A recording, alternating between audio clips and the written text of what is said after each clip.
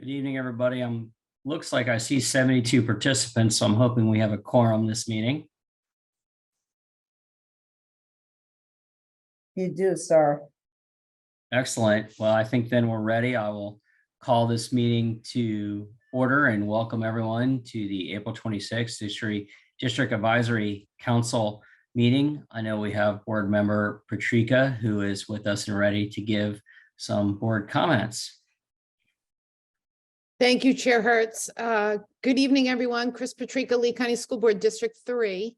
I have spent the better part of the day today sitting trackside at Cypress Lake High School, watching my son participate in the district track meet. And that activity today inspires my comments to you tonight. As I sat trackside and watched the staff sweating profusely in the Florida heat as they dragged hurdles all across the field in order to get the hurdles set up for the 100-meter hurdles for the girls, and then later the high hurdles for the boys, and then after that the 400 hurdles. And I was struck by how hard our staff works. And I was also struck by the fact that this is probably the hardest time of year for them.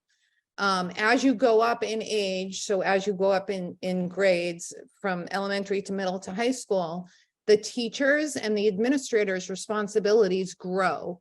And what I mean by that is it's banquet season for high schools, right? We have our seniors graduating, and there are all kinds of award ceremonies that they go to in order to celebrate, rightfully celebrate the accomplishments of our students. But that also means that they are going to your children's activities oftentimes instead of their own family's activities. And it really is a tremendous sacrifice for our staff to put in the kind of time that they put in, not just this time of year, obviously all year long, but this time of year is when it really strikes me the most. Sometimes you don't see what goes on behind the scenes when you're a parent and you're at a graduation, or you're a parent and you're at a sports banquet or an awards banquet. You don't understand the level of planning and man hours and blood, sweat, and tears that went into planning that and making it the best, most memorable event possible for your child and for your family. Compound that, or add to that, the fact that this has been another really difficult year in education in Lee County. We did have a hurricane. And while your school or your family might not have been strongly impacted by that hurricane, you could have teachers or administrators at your school that were. And yet they get up every day and they go in and they do their best to make this a meaningful education experience for your child this year. So as we wind up the year, or as we finish out the year, just try to remember in the back of your head how hard everyone in your school building is working for your children and for you. And, you know, if you have the time or you have the inclination to send an email to the principal about a staff member that was a particular rock star with your child or with your family this year, you know, oftentimes we get emails about the negative, but there's so much positive that our administrators don't hear about. And I ask you, or I urge you to please share the good. Obviously, we need to hear the bad. We always want to improve and get better. But at this time of year, I think a job well done would go a really long way with a lot of our staff. It's been a tough year. So those are my comments for this evening. Not really an update, just hopefully an inspiration to stick with it. You guys can do it. You're doing awesome so far, and the end is in sight. Does anybody have any questions for me? Seeing none, Chair Hertz, I'll turn it over to you. Thank you for that time.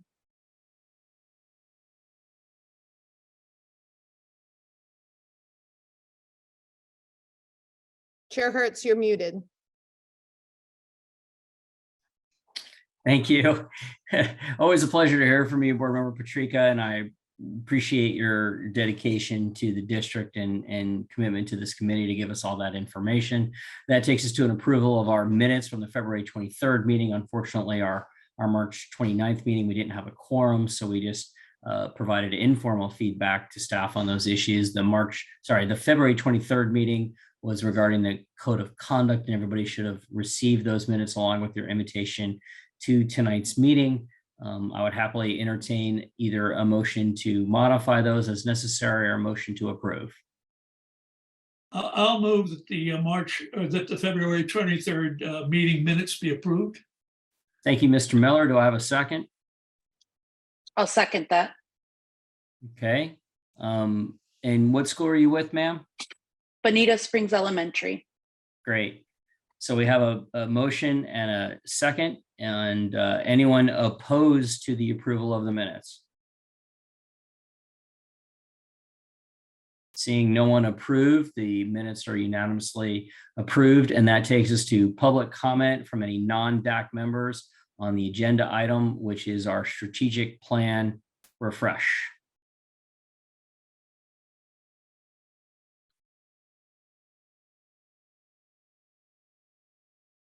Does anyone who is not a member of the DAC committee wish to speak about the agenda item?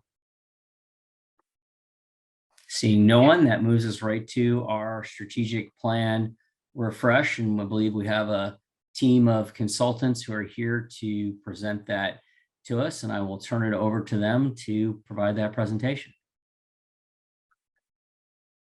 All right. Thank you, Chair Hertz, Board Member Patrica, for kicking us off. And to everybody here for welcoming us in. My name is Justin DeLeon. I'm here with my colleague, Chris Edmonds. We'll introduce ourselves a little bit more later. We appreciate you being here tonight and again, welcoming us in. Our purpose is to gather your input and learn more from you about what you want and what you believe the priorities of the district's refreshed strategic plan should be and why you think that. But before we do that, we'd like to briefly introduce ourselves as well as share some context about our process. And what our role is in guiding the refresh of the strategic plan. Chris, if you wouldn't mind putting up the slides. Yes. Hi, everyone. If I could have the host of the meeting just go ahead and give access to share screen. And then we can go ahead and share slides. Perfect. See that come through. All right, thank you. So Chris and I, we work for a national K-12 consultancy called Education Elements, and we support public school districts across the country with strategic planning, implementing those plans and adapting them, like what we're doing with Lee. We also help schools and districts to design and implement student-centered learning models in classrooms. And finally, we work with leaders to build their capacity to better help teachers and students. As I mentioned, I'm Justin DeLeon. I'm based in Miami, Florida, where I began my career in education here in the district as a middle school English teacher back in 2004. And I've been supporting schools and districts across the Southeast, and I continue to do that work and have done that work for the past 10 years with Education Elements.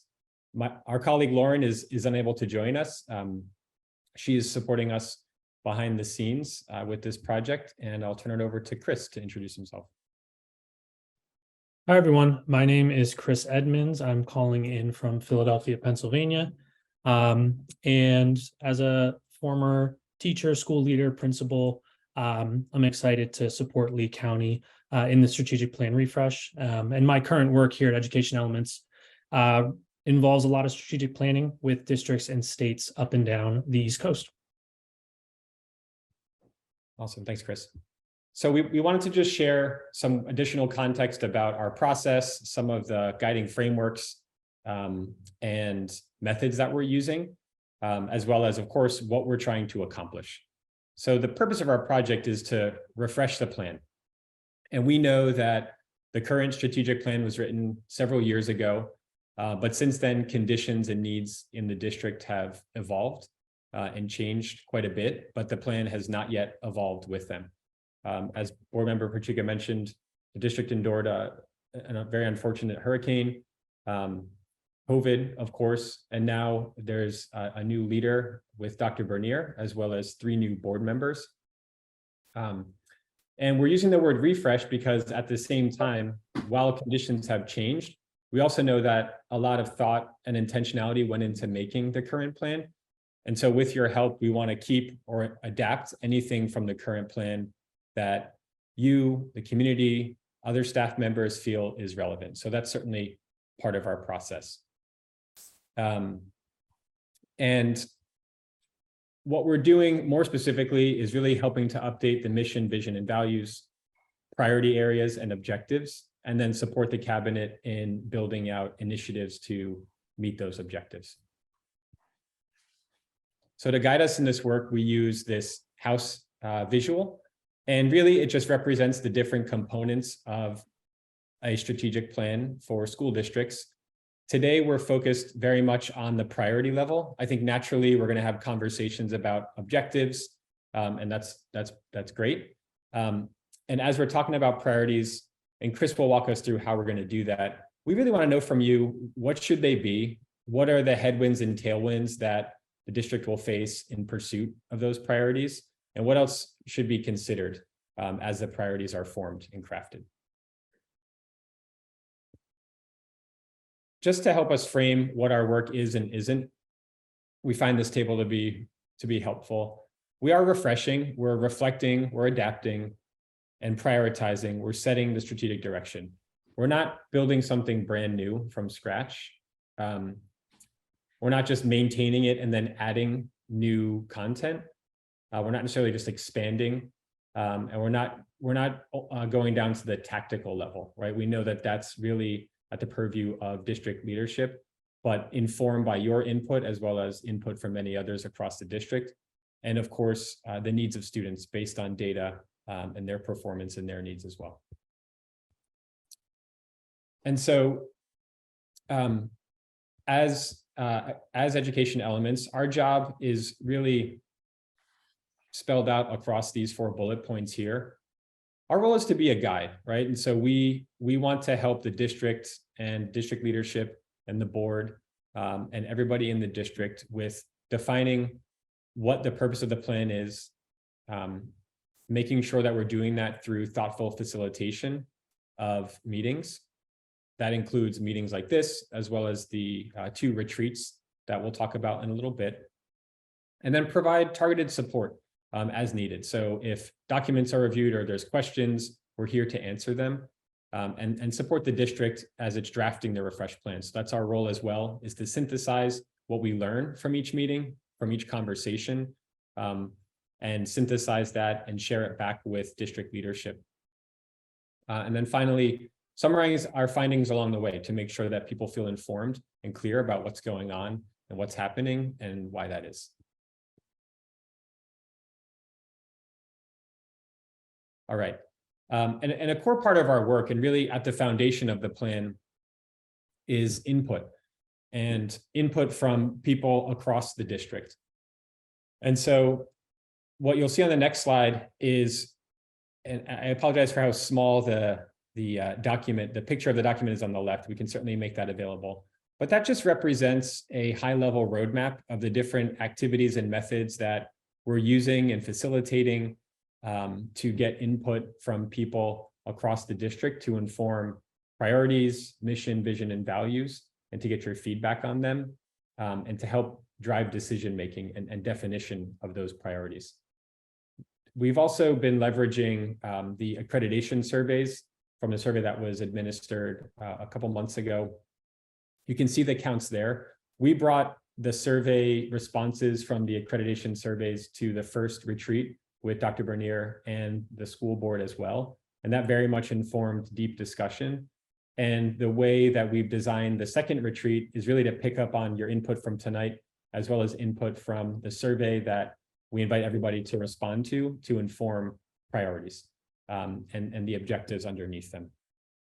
The last thing I'd say here is we've also had the privilege of interviewing each of the board members and a number of the chiefs and directors and Dr. Bernier, of course, just to get their input as well and understand what they feel the priorities of the refresh plan should be. And then finally, what you're looking at here is really just a high-level roadmap. We are preparing for our second board retreat, May 9th. And at that retreat, the goal is to adjust and really set the strategic plans, priorities, and begin to flesh out what the metrics will look like. And so to do that, that's why we're here tonight, is to begin to get your input live and in person. And then also, gather the input from the survey that I mentioned, which we'll bring to, as a data set, which we'll bring to that next retreat. And the goal is to have a refreshed plan ready by the end of June. And Chris, I'll turn it back over to you. Perfect. Thank you, Justin. And as Justin said, we are in preparation for that second board retreat coming up here on May 9th. But we wanted to spend a couple minutes here just updating you on the first board retreat and the information that was presented and some of the outcomes that came from that first retreat. And so we'll go over some quick updates of that first retreat and how it is playing into our preparation for the second one. But these were our high-level outcomes for that first retreat. So I'll give everyone a moment to go ahead and take a look at these three outcomes. And we were, like Justin said, we were with the school board members and Dr. Bernier throughout the process.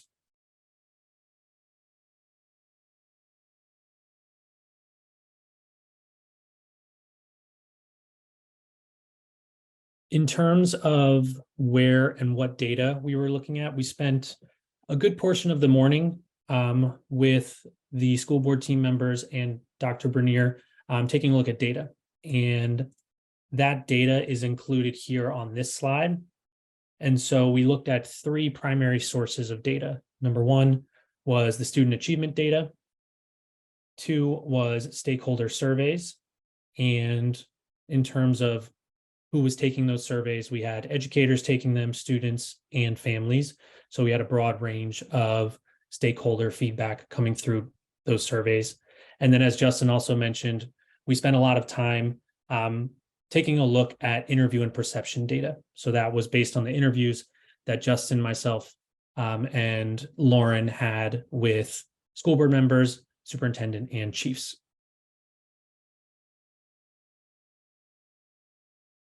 And we wanted to actually share with you some of the readout data from those interviews that I just mentioned.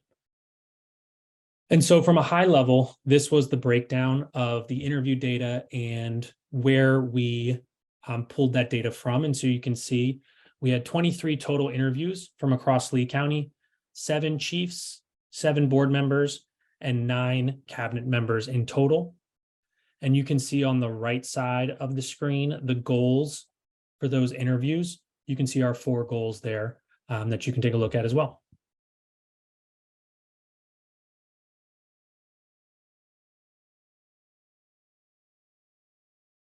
And so as you take a look at those goals, you can see that part of these interviews and these conversations we had with people was just to gather feedback from multiple perspectives across the district. And we were able to do that by focusing in on this set of questions. So these were the questions that we asked each person that we interviewed. And this is how we tabulated the data that we highlighted during that first board retreat. So I'll give you all another moment to take a look at these questions that we asked those 23 leaders.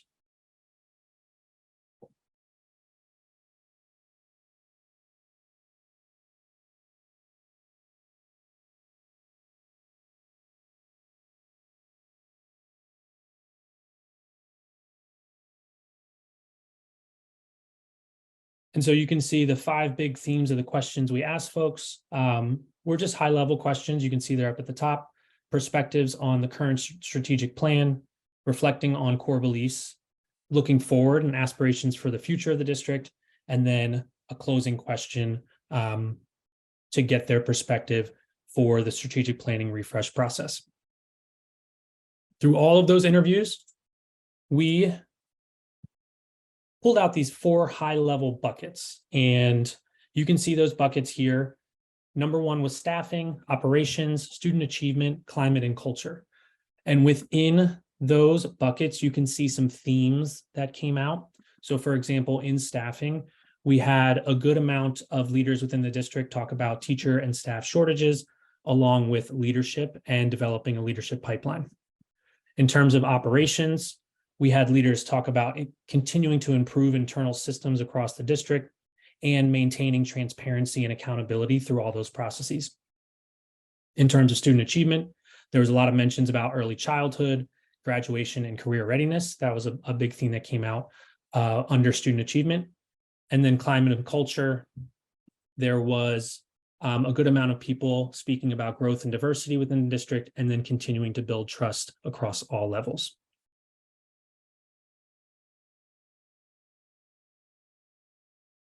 And we also bucketed some strengths and growth areas depending on role within these interviews. And so you can see on this next slide, these are some themes that we drew out by role in terms of things that were going well within the district.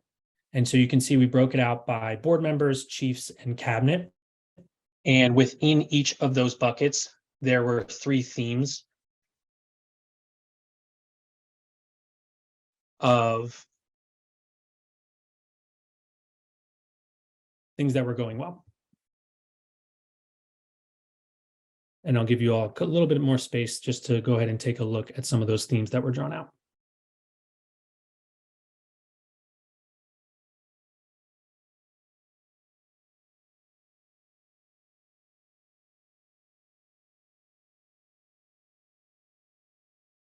On the next slide, we drew out some themes of some growth areas or opportunities for improvement within the same groups. So on the next slide, you'll see a breakdown amongst the board, chiefs, and cabinet for opportunities for improvement.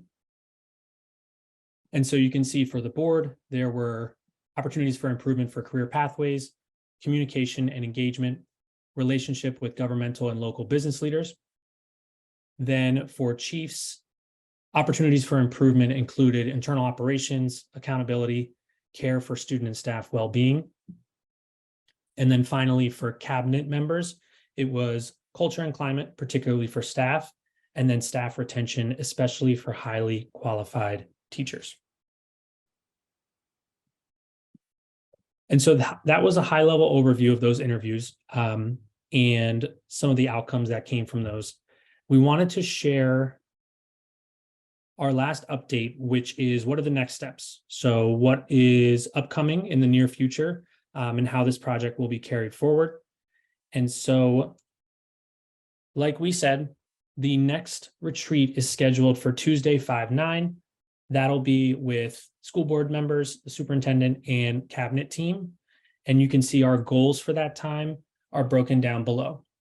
Number 1 is to review community feedback from the surveys that we have administered to gather input from all different stakeholders. Then we want to continue to align on strategic priorities, then move to start aligning on initiatives and metrics to measure success within those priority areas.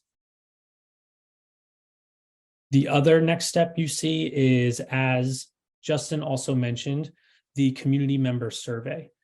Some folks have already received that via email. We'll make sure to also share that in the chat this evening so everyone has access to that survey.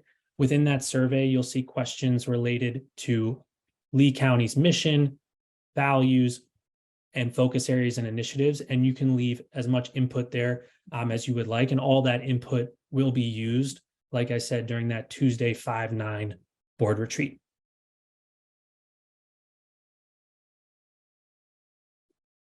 So with that, that is our high-level updates for the work we have done so far and the upcoming actions we have for the next few weeks.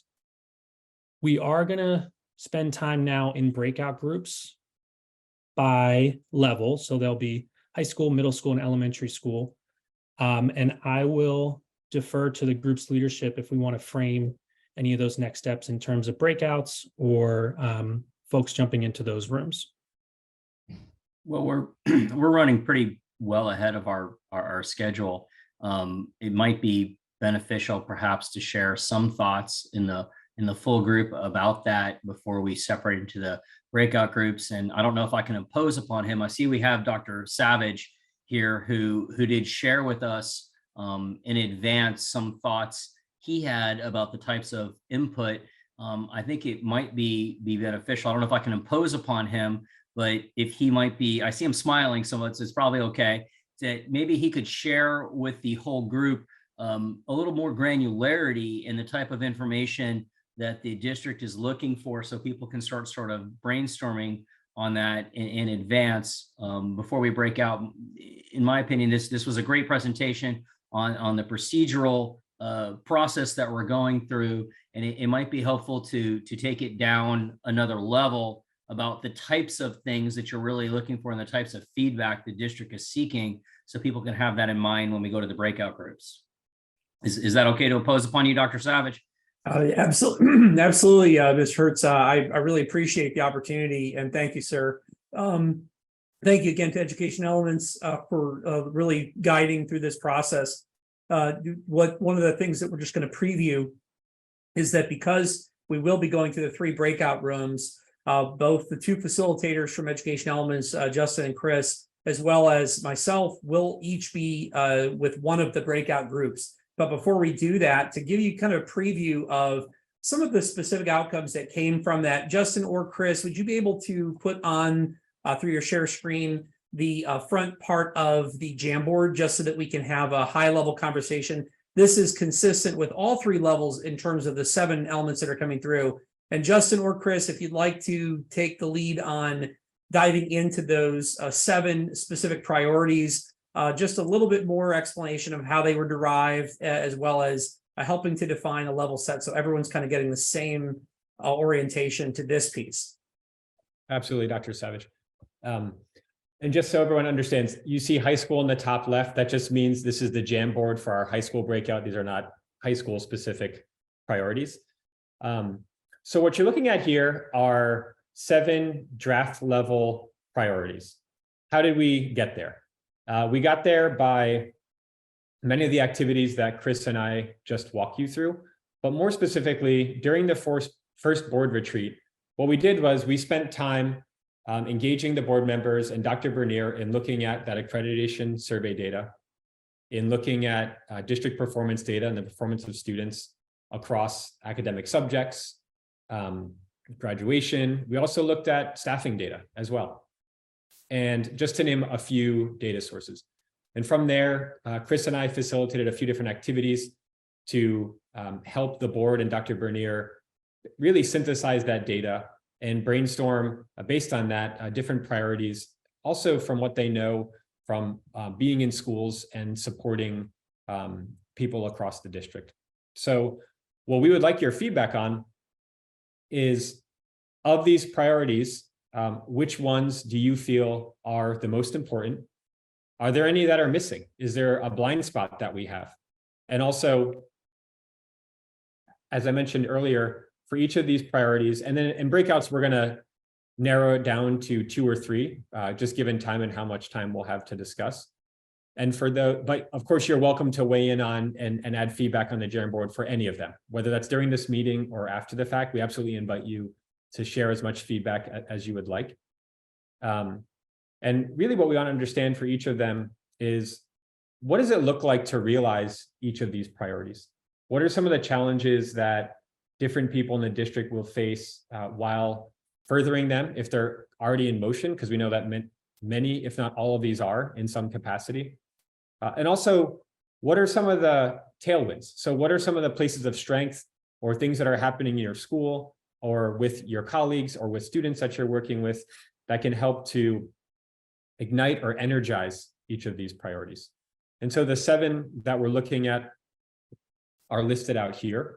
They range from ensuring equitable learning environments to improving internal operating systems.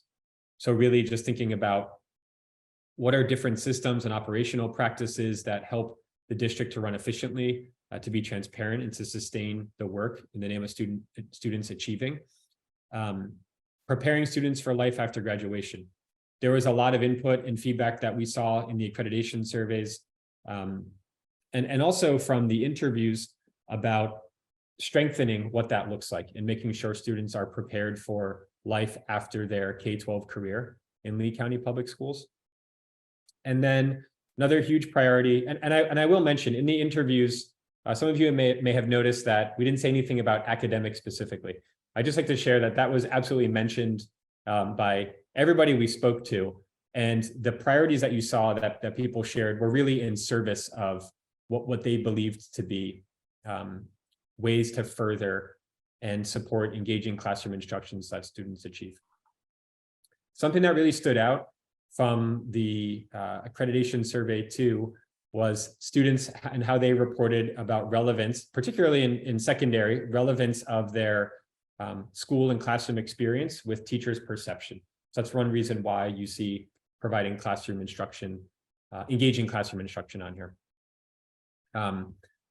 In nearly all of our interviews and overwhelmingly, and we know that this is true, each of you does, retaining teachers and leaders across the district is of utmost importance, and as well as strengthening community partnerships. So partially in service of priority number 3, this draft priority, but also thinking about how can the district better leverage and develop relationships with different organizations and entities across the county to better support students and families and staff.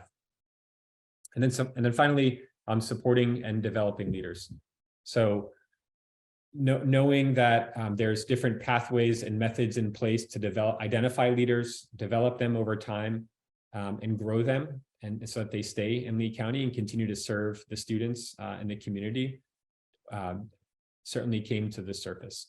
So what we want your help with as we get into our breakout groups, and I'll just show you an example, is our plan is to have a discussion about each of these, right? So each of the priority areas, we're going to ask you to vote on them with just a very short survey, just for the purpose of our conversation tonight.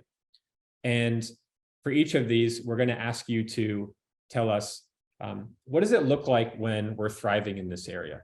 And talk about it and share from your point of view, like whatever your role is, that's what we want to know and understand. What can help move the priority forward? So what can energize? What are places of strength or existing practices or resources that you're aware of that can help energize the priority? As well as what are some of the challenges broadly? And then what are the challenges that might be unique to your level? So the idea, again, is to have a discussion to help us understand what does it look like to thrive in these areas, and of course, identify some of the challenges and enabling elements that can help the priority move forward as well. I hope that helps and gets at the question.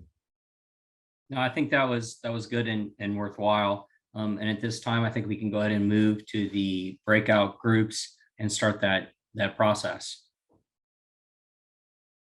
Mr. Hertz, before they leave, any guidance on a specific reconvening time, just so as we're helping to facilitate within there, we make sure we're back by a certain time? Per our agenda, we're supposed to come back at 7:35. I know that, we all sort of can, certainly the hosts and our executive directors have the ability to communicate with Dr. Cupid McCoy if it seems like the conversations have wrapped up and they're stagnating. I would ask the executive directors, let Dr. Cupid McCoy know, and she can work with Ms. Rude and myself, and we can bring everybody back earlier if we don't need that full amount of time. Obviously, if we're getting robust discussion and you're getting lots of feedback, let's go all the way to 7:35. But if everybody's just looking at each other, we can certainly come back sooner. Fantastic. Thank you for the guidance on that. I noticed the way it was configured, they're in separate Zoom meetings. So didn't know if there was the central ability to pull everyone back. So thank you for that additional guidance on that, Mr. Hertz.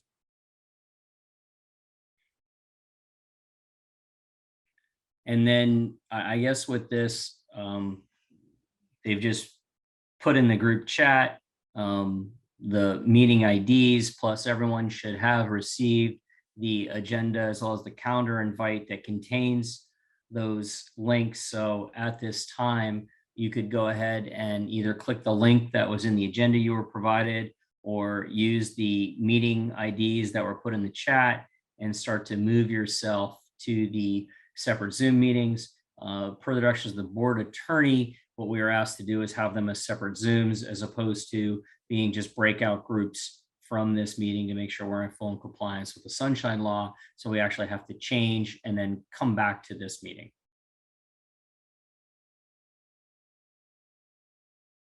Dr. Savage, can you hear us? I sure can. Thank you, Dr. Burr. Jana and I have been tasked with electing a new secretary in this meeting before we go back to the other one. Would you like us to help to take care of that first? Yes, if you don't mind, that'll give me time to put the link in and take some screen stuff. Thank you.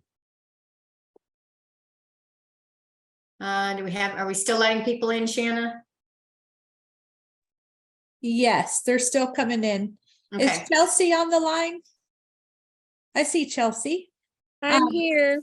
Hey, Chelsea, do you want to go ahead and elect the secretary or however that works? Yes.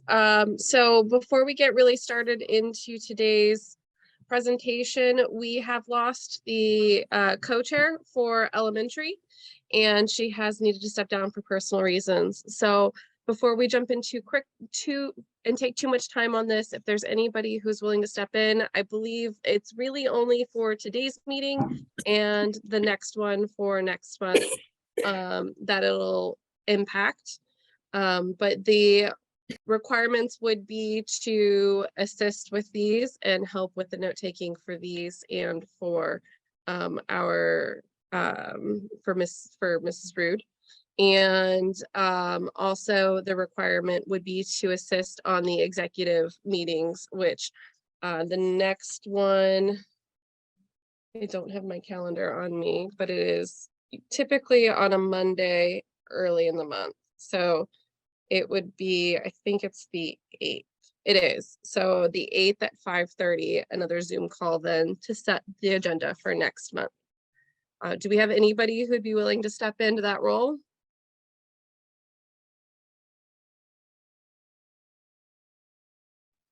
Anybody? Take it. I'm sorry, I didn't hear. Julia, it looked like your microphone turned on. Were you nominating? Okay. Yvonne, your microphone is on as well. Do you have anything you wanted to add?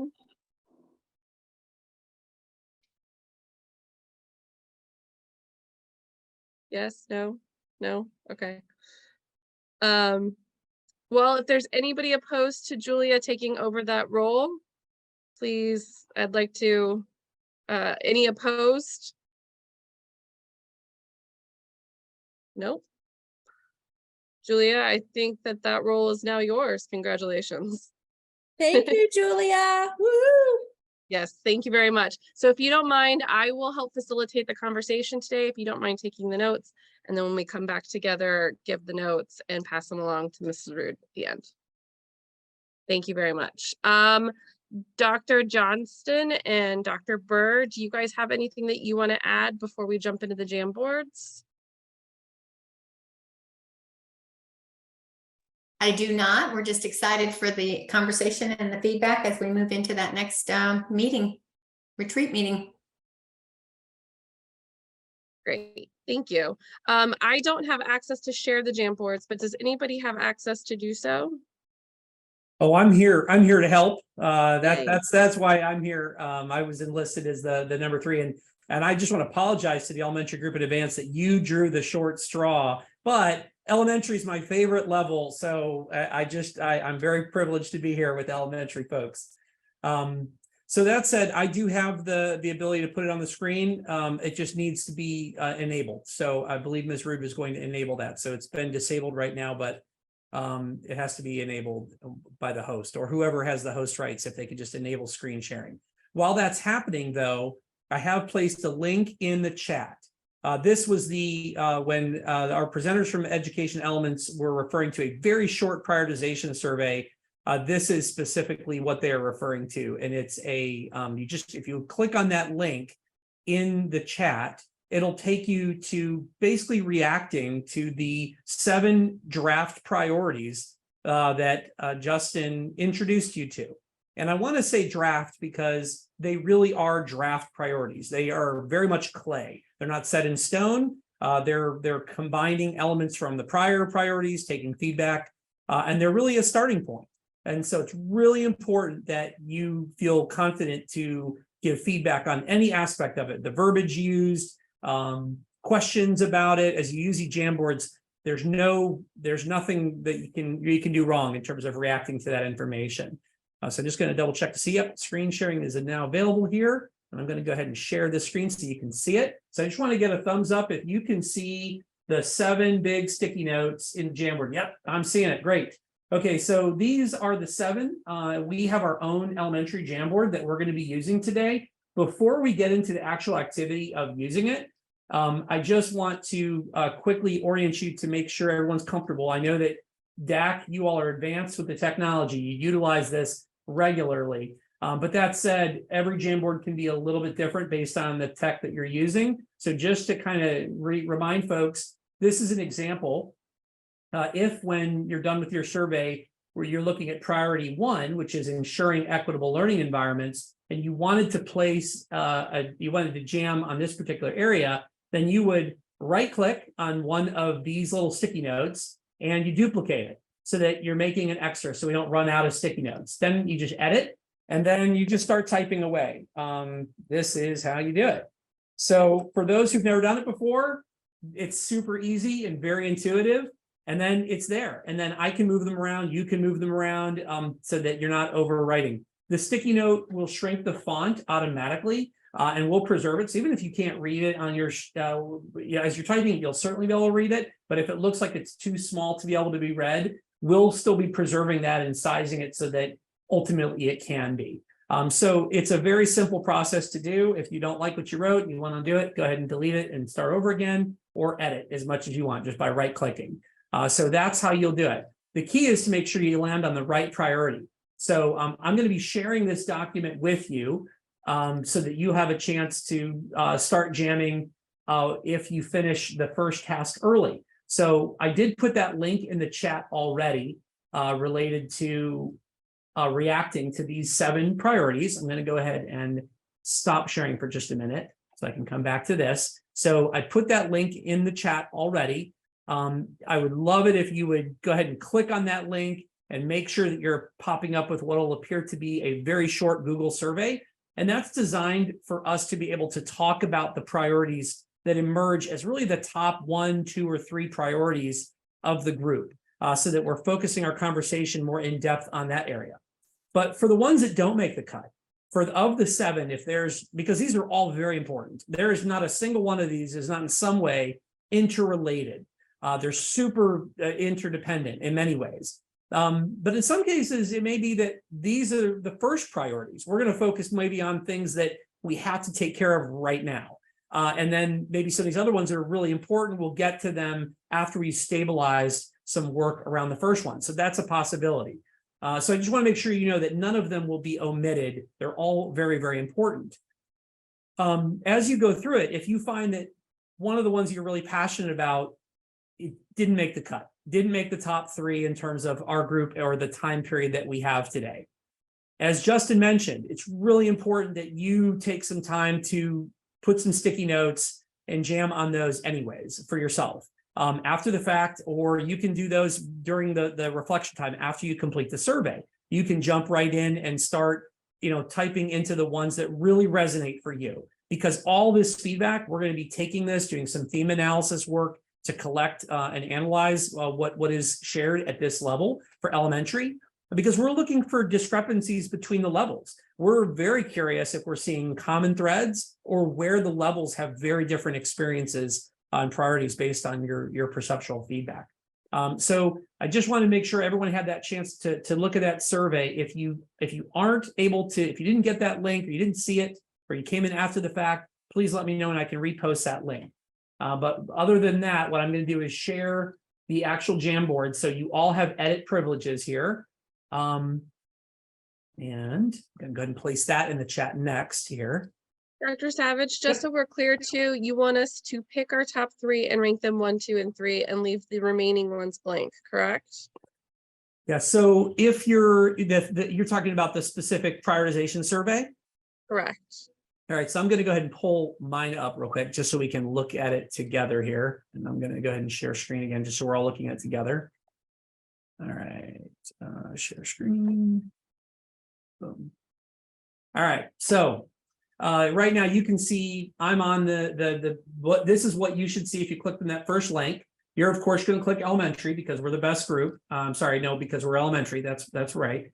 But then you're going to immediately go into the priorities, and you'll see the house that Justin referred to, which kind of gives you an idea of where the level of this work resides within this bigger schema. But then you're going to look at the bottom here.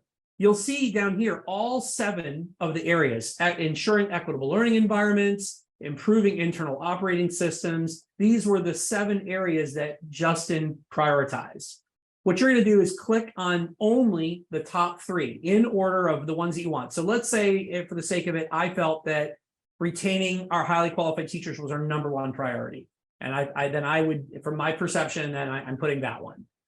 Maybe #2, I'm looking and saying, boy, I want leaders who can develop and support those systems. So that's gonna be my #2. And then I just can't help but think about graduation and what that is.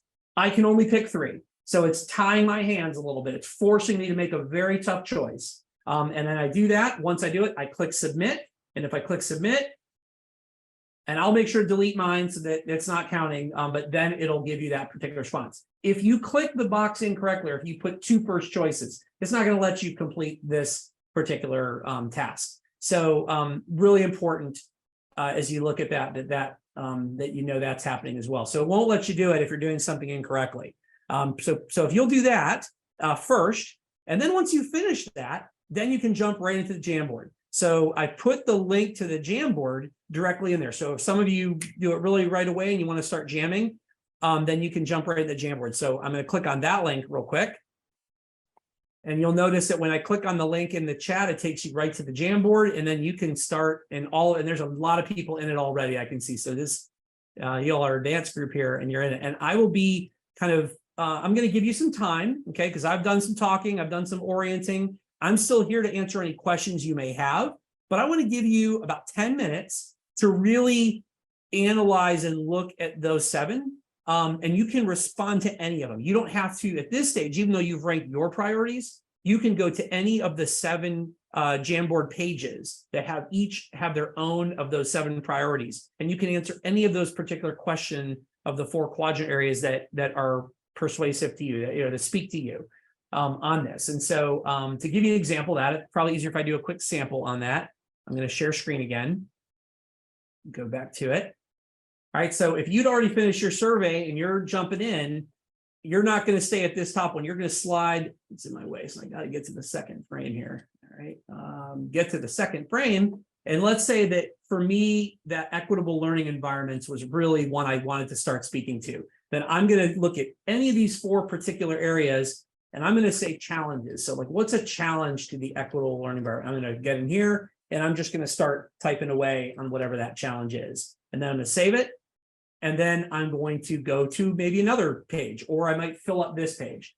I would encourage you to go to the priorities that most resonate for you, just to ensure. And I'm going to be looking at them and probing. If I see a priority that doesn't have any comments, I may say something because I might want some more feedback from this group. But I want to give you time, processing individual time, as well as just writing time and thinking time. But I'm here. Go ahead. There's no bad questions. Feel free to throw them in the chat or to ask aloud. Before we embark on this, are there any other high-level procedural questions about getting to the links or any assistance you need on clarity of directions of what you're doing for the next 10 minutes? Okay, I'm looking at the chat. I logged out and back in, and now I don't see Jamboard links. Okay, I'm going to resend them. Great, perfect. I can do that. I'll pop these links back in there several times. That happens, unfortunately, if we don't get in there. So I will do that, and then people can free to jump right in. All I'd ask is please don't delete. Because we're all working this Jamboard, please don't delete the first slide. The first slide has those 7 spelled out. And then also this one right here, I'm just going to go ahead and keep it big because it's a background slide, just so that you have those questions. And then you just place your, I'm going to go ahead and resize this one again. So like as a group, you mess with the sticky notes. We don't want you to mess with the background. Dr. Savage, we have in the past found it useful to go kind of item by item Okay. and attack things kind of in segments. Okay. So would it be more useful if we go and like focus on priority one for maybe 5 minutes or so, and then go through each priority that way? That we Okay. were all kind of working as a team on it. Well, let's do it this way. If you're willing, Chelsea, what if we did maybe looking at the top quadrant, so the top left quadrant for any of the 7 areas. The reason I say that is because if we're all digging in on the one, it's going to fill up the whole screen. It might, and we may not get to all 7 of them. If you're willing to indulge me on that piece, what does it look like? Getting more clarity around that, would that help, or something along those lines? Just so that we're, my worry is that if all 30, the 20 people or whatnot are all in the same space, that it may overwhelm that single slide. But that's just you all have done this before. So if you prefer to all tackle one priority, we are going to discuss one priority at a time once I see the results of the survey. We will come back. So are you willing to give it a try for the 10 minutes, or you want to just, Sure. Okay. Yeah, So, if you'd like, we can all kind of just split up for 10 minutes or so, put in our thoughts, and then go circle back around is fine. I really appreciate it, Chelsea. Thank you very much. All right, folks. So, and if you do have questions, please jump in, but I'm going to need 10 minutes of processing time and writing time. Okay. Thank you so much. Jamboard link again.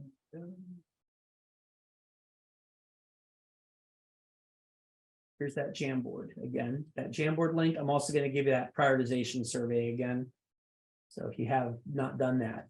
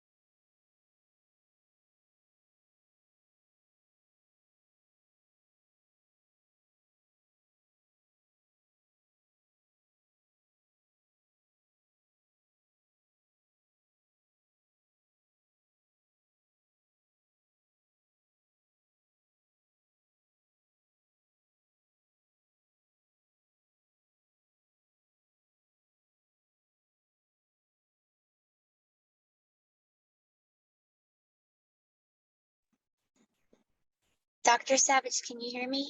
I sure can. Let me make sure I'm not muted. Yep, I can hear you. Oh, great. This is Yvonne Rest. I'm in my car.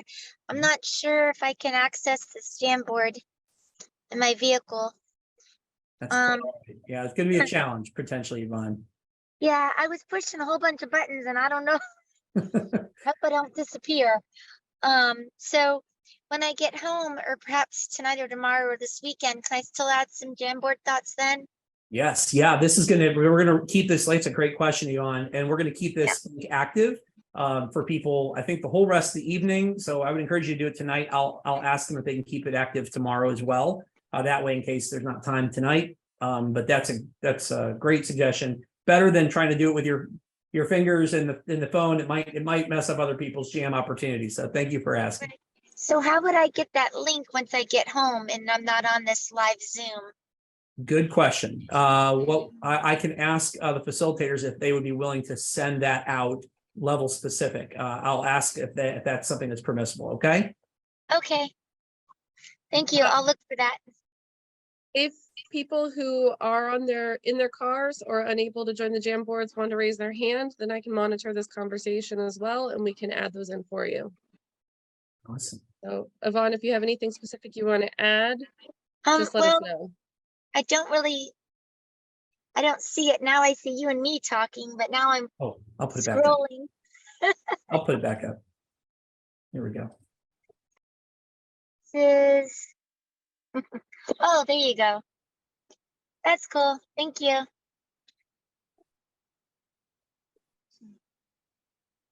And it is the same 4 quadrants for each of the priorities. So as you can see, there's the 7 priorities. Yep, thank you. The priorities being the same from the prioritization survey, and the 4 questions being on each of them. What does it look to thrive? What does it look to move forward?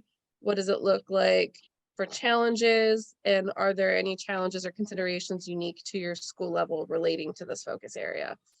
So basically identifying any challenges that may not come to top of mind that you potentially see. So as you go through the 7 questions, it may be helpful if you need somebody to add something on. I know we've got several people with cameras off who could potentially be in cars or on their cell phones that may not have access as well.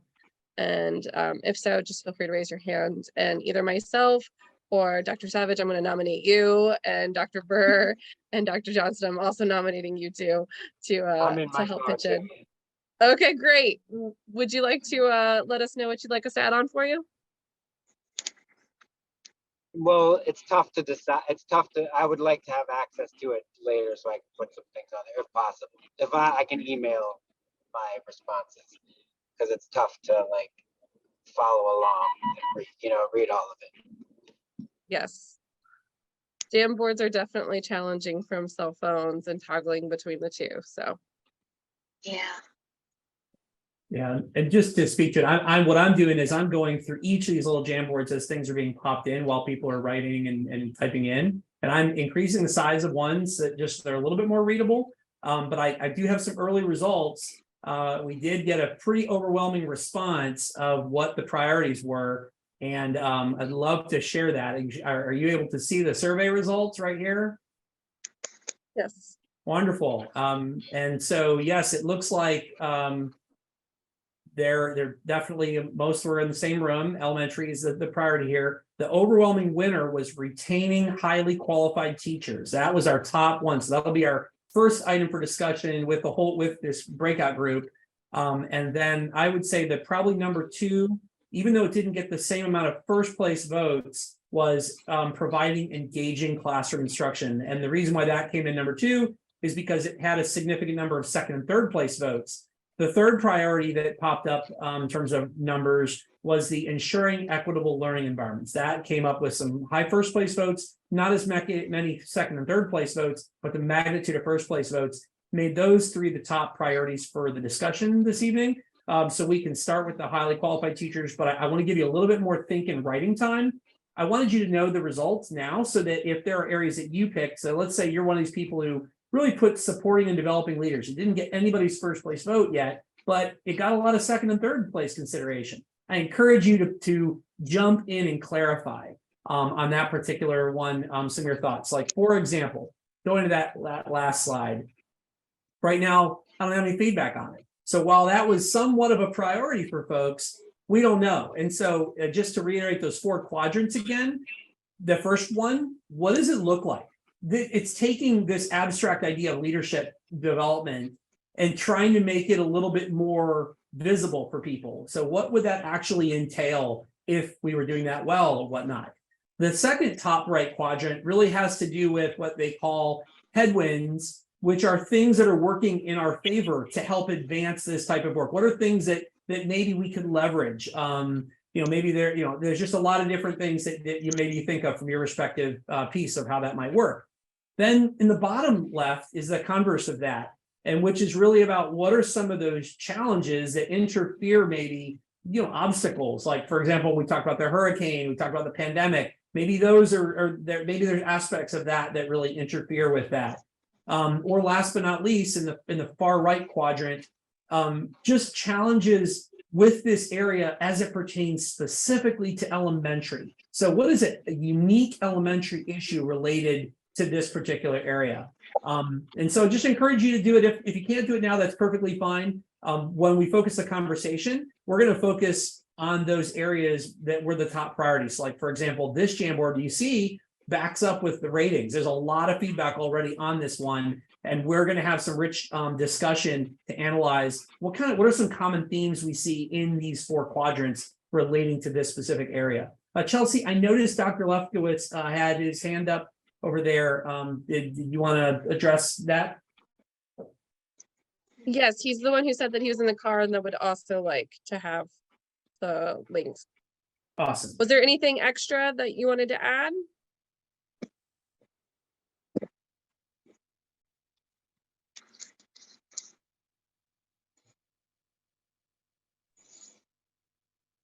Okay, I think we're good. I have a request. I'm in the car. If someone can type on it was the area of developing the leaders that I got one of the highest votes.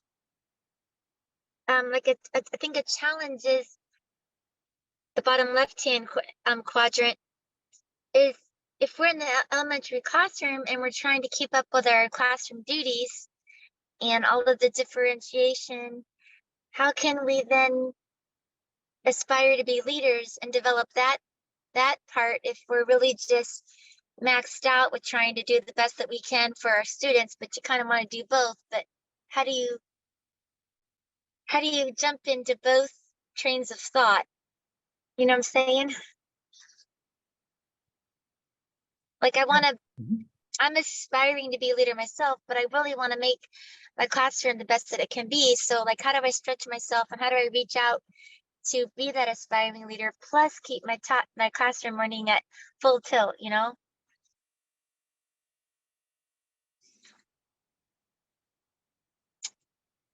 There it is. Balancing classroom duties.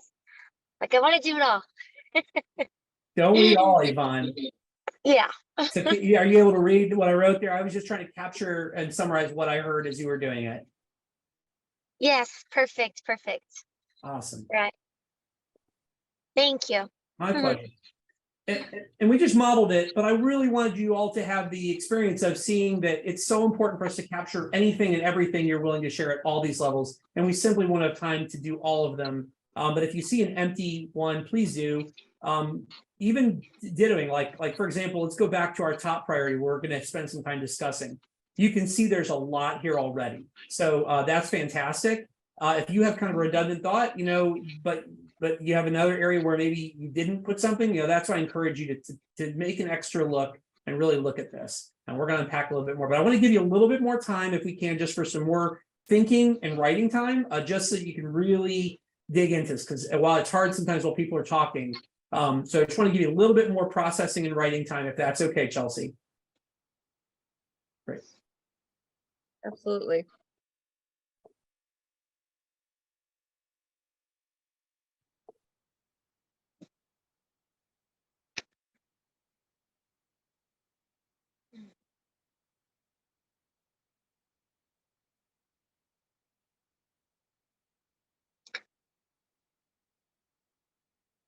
I have a suggestion for somebody willing to type.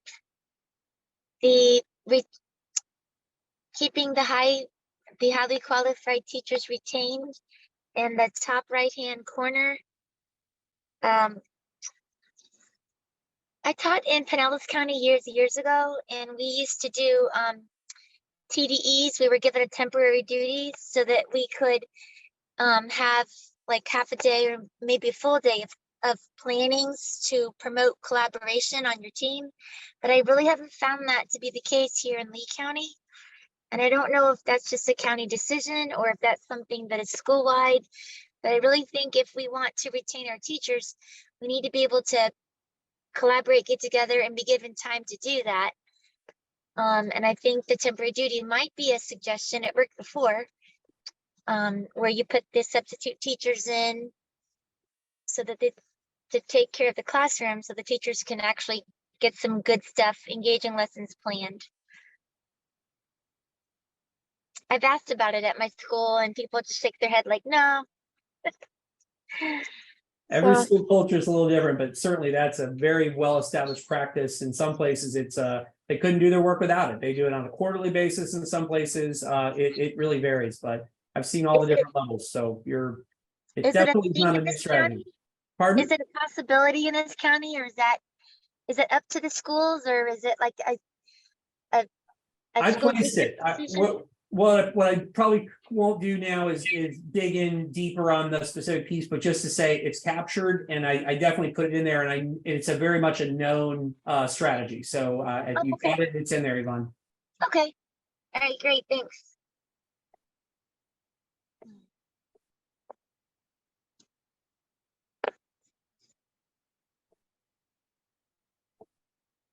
All right, so we're really rocking and rolling with a lot of the feedback. Gonna just give maybe 2 more minutes. Yeah, I encourage you to scan and look at for ones that don't have anything, because we are gonna spend time talking about this first one, which is the one I'm on right now, the top priority, which was retaining highly effective teachers.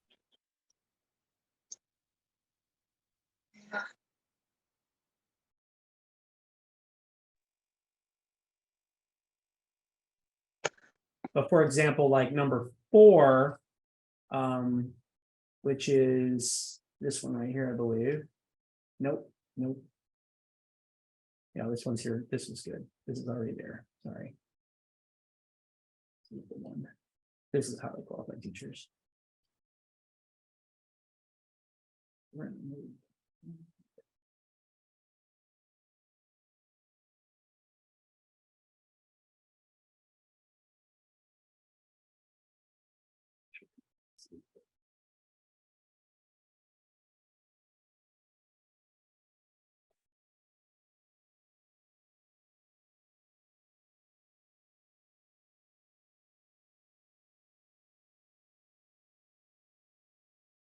Anybody who's passionate about graduation, we have very few sticky notes on our preparing students for life after graduation. So any of those elements, anybody who feels compelled, it would be lovely to see some information there.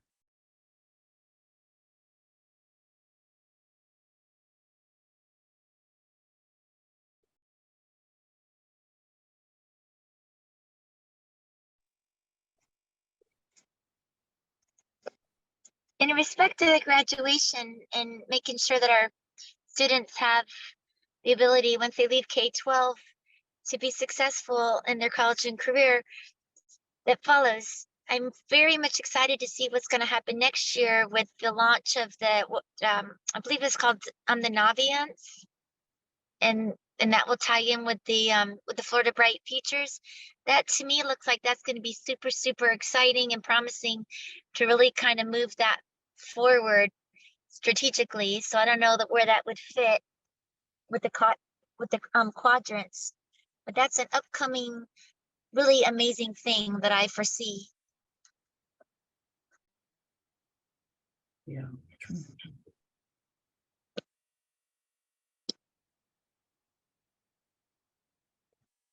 Which Yvonne, which stakeholder group do you think is will most benefit from Naviance and why? That might help kind of figure out which area it might belong. Oh, right. So that would probably be the secondary, group. So is that something that just they're going to talk about? Well, they may, but I certainly don't want to lose it. There's nothing wrong with capturing it.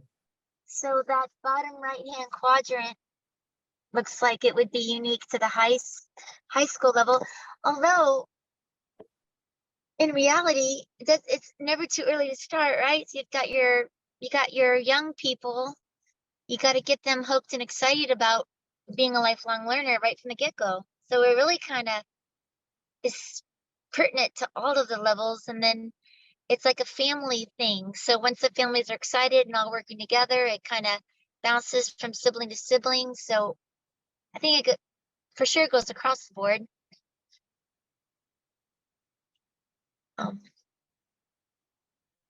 When I presented that at my school and the DAC meeting, everybody was so excited about it. So it's going to be good. Awesome. Well, I love to hear it. Well, I think we've given people some writing and some processing time. So I'd love to move towards some more discussion and conversation. If you, Chelsea, you think that we're ready for that?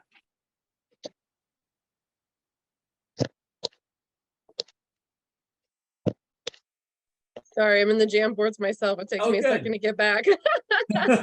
Yeah, that's fine. We can go ahead and move on into the Jamboards. Thank you for allowing me that opportunity here. So I'm going to start with Jamboard priority around priority 5, and this was retaining highly qualified teachers. This was far and away the top priority, and interestingly, this aligned very much with a lot of the data from a lot of the different groups that were interviewed, the board members, cabinet members, and things along this line. This is such a critical area, but gaining deeper insight into what this issue really even is a real opportunity that this group can help provide feedback on. So just kind of want to start with drawing your attention to the top left, which is specifically trying to qualify what this even looks like. So just if the group could just review the 4 stickies that we have there right now, in terms of trying to qualify what this really looks like. What are your reactions to that specific information? Does that capture effectively what it looks like? Or is there something missing, or is there something you don't understand? And feel free to unmute just as we react to this top left quadrant.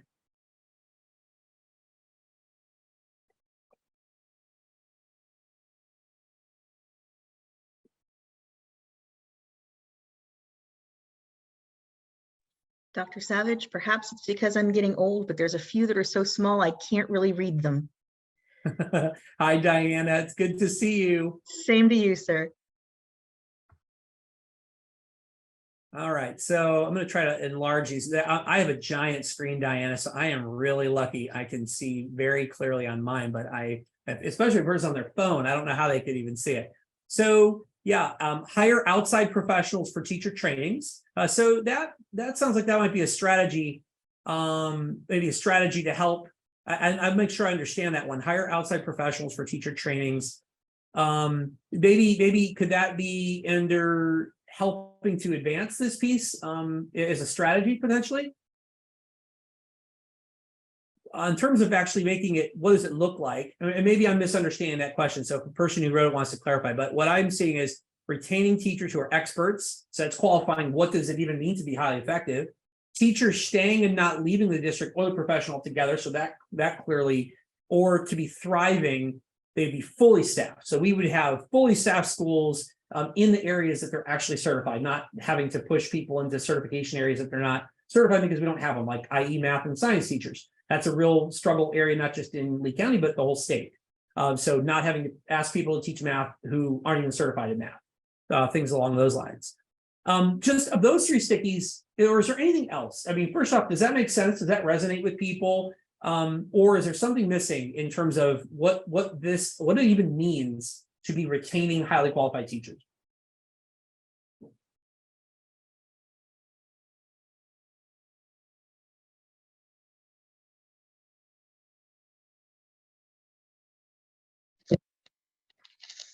Dr. Savage, to fully retain these teachers, I really wonder if school culture could be a focus for us in our district to come up with ways to really bolster that, give tips for the school leaders maybe, or incentives. I think school culture is really important, and that's going to want to make the people stay where they're at, stay in their profession.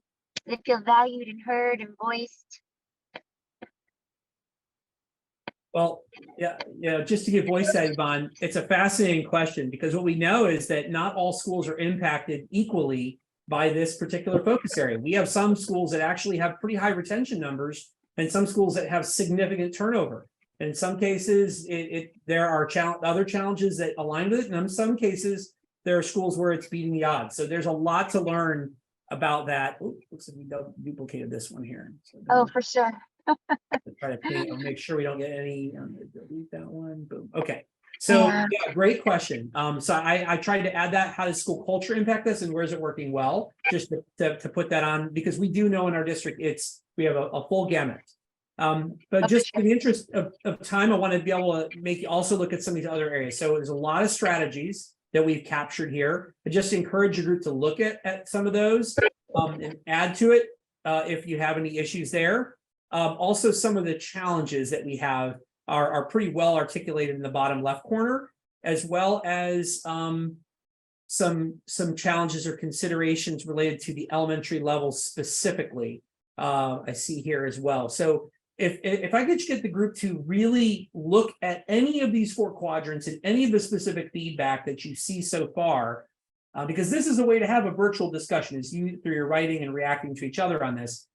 Is there any wonderings or questions that you may have as you're kind of reading some of this information, wanting more clarity from your colleagues and folks who have posted any of this information?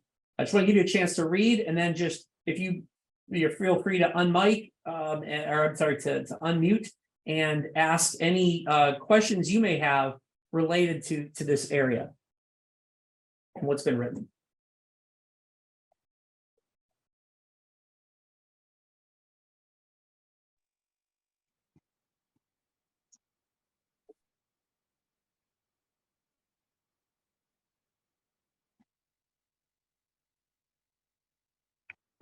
I have an input top right-hand quadrant, I believe, where I see orange stickies. How does years experience vary in our county versus other counties, making it equitable as far as pay goes? So I know, like, I believe Collier, they will recognize 10 years experience in Florida, you know, coming into their system. I believe Hendry and Pinellas will allow all of your years experience coming into their districts to teach. I believe our county, Lee, will allow 20 years of outside teaching experience here in Florida. So if you look at that's kind of sporadic, you know, 10 years, 20 years, 30 years. How do we retain people in Lee? And how do we compete with other counties that will honor teachers who have decades and decades of experience, but they're not being compensated for that? I mean, you know what I'm saying? Totally. Yeah, I'm trying to capture that in a related comment. So competing with other districts that and yet have the same a state, more you know, it's favorable- all in Florida. But it doesn't seem like it's recognized equally. I myself, I'm struggling. I'm not being compensated for all of my years teaching here in Florida. So, you know, my compensation is not what it could be, but yet I certainly have put the time in, you know. Yet if I were to go to a different county, I would get all of my years experience. And that's kind of tempting for some, I guess, and frustrating for others. And it all has to do with retaining, you know, keeping our people here, but making it fair. Understood. Thank you. Thank you.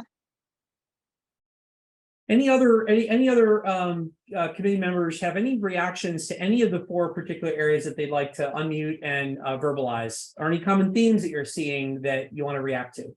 Dr. Savage, can I go? Please, Carrie, go ahead. Okay, so I was not surprised that was the overwhelming choice because without retaining highly effective teachers, the rest of it does not come together. You have to have those highly effective people in place in order to facilitate the other areas, and they are all intertwined. I don't know a lot of what the answer is to retain teachers. I know we've made some progress in those areas and some progress with, through negotiations and the contracts and things. But I hear from teachers every day that they are overwhelmed and trying to, make up from the pandemic, from the hurricane, and they care about the kids' learning.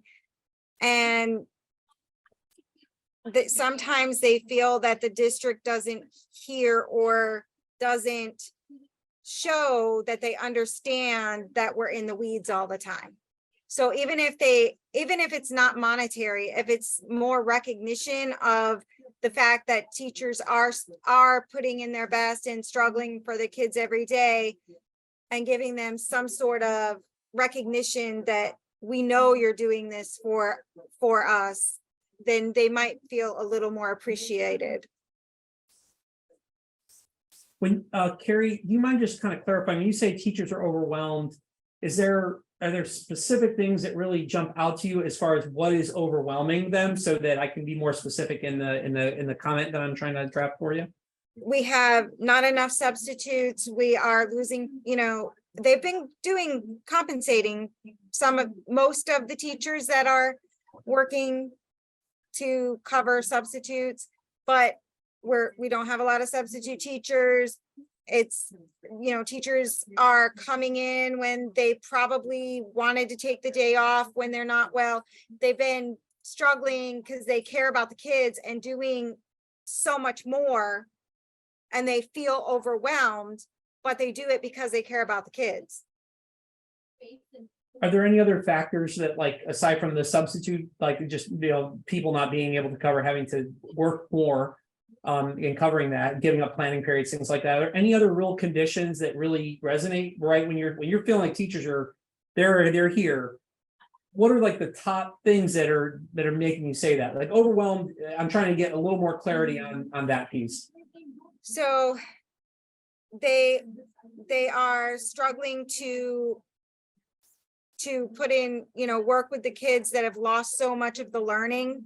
So trying to put in all that scaffolding inside the lessons, and it takes a lot more planning time, and then they lose that planning time when they're covering, and they feel like they want to do more, but they just are so overwhelmed they can't. Great, thank you. Not that that's great, but that, thank you for the No, clarity. but I I really, know Yep. and I know teacher pay is one of the top. Everybody, if you ask a teacher what they want, everybody wants more, but I mean, I just think that sometimes they feel like there's a disconnect, and the district doesn't realize how much effort and things that teachers are putting in and sacrifices they are making to do things for the students. okay, so I put, okay, I don't know how, I'm just trying to do it quickly because I know we're almost out of time. Yeah. That said, folks, I really appreciate that you really took the challenge. You took the challenge and we filled up that whole Jamboard with lots of great information. Just like I said earlier, there are a few other ones that didn't get quite so much love. And so I would just say, if it really will help the committee better understand, we do have your priority rankings. I think that helps us know kind of what resonates, and it really echoed with the feedback you put on the sheets. But anything you can do to help us gain clarity about some of these other priorities, I encourage you to do it, because I know we have to get back into the main group soon, and I just want to make sure we save time to maybe talk about the number 2 priority as well, which was providing engaging classroom instruction. Again, there's quite a bit of information on this one, so I just want the opportunity to open things up for anyone to unmic who wants to react to what you're seeing thematically across the feedback in any of the 4 quadrants, just so that we can see where the conversation goes.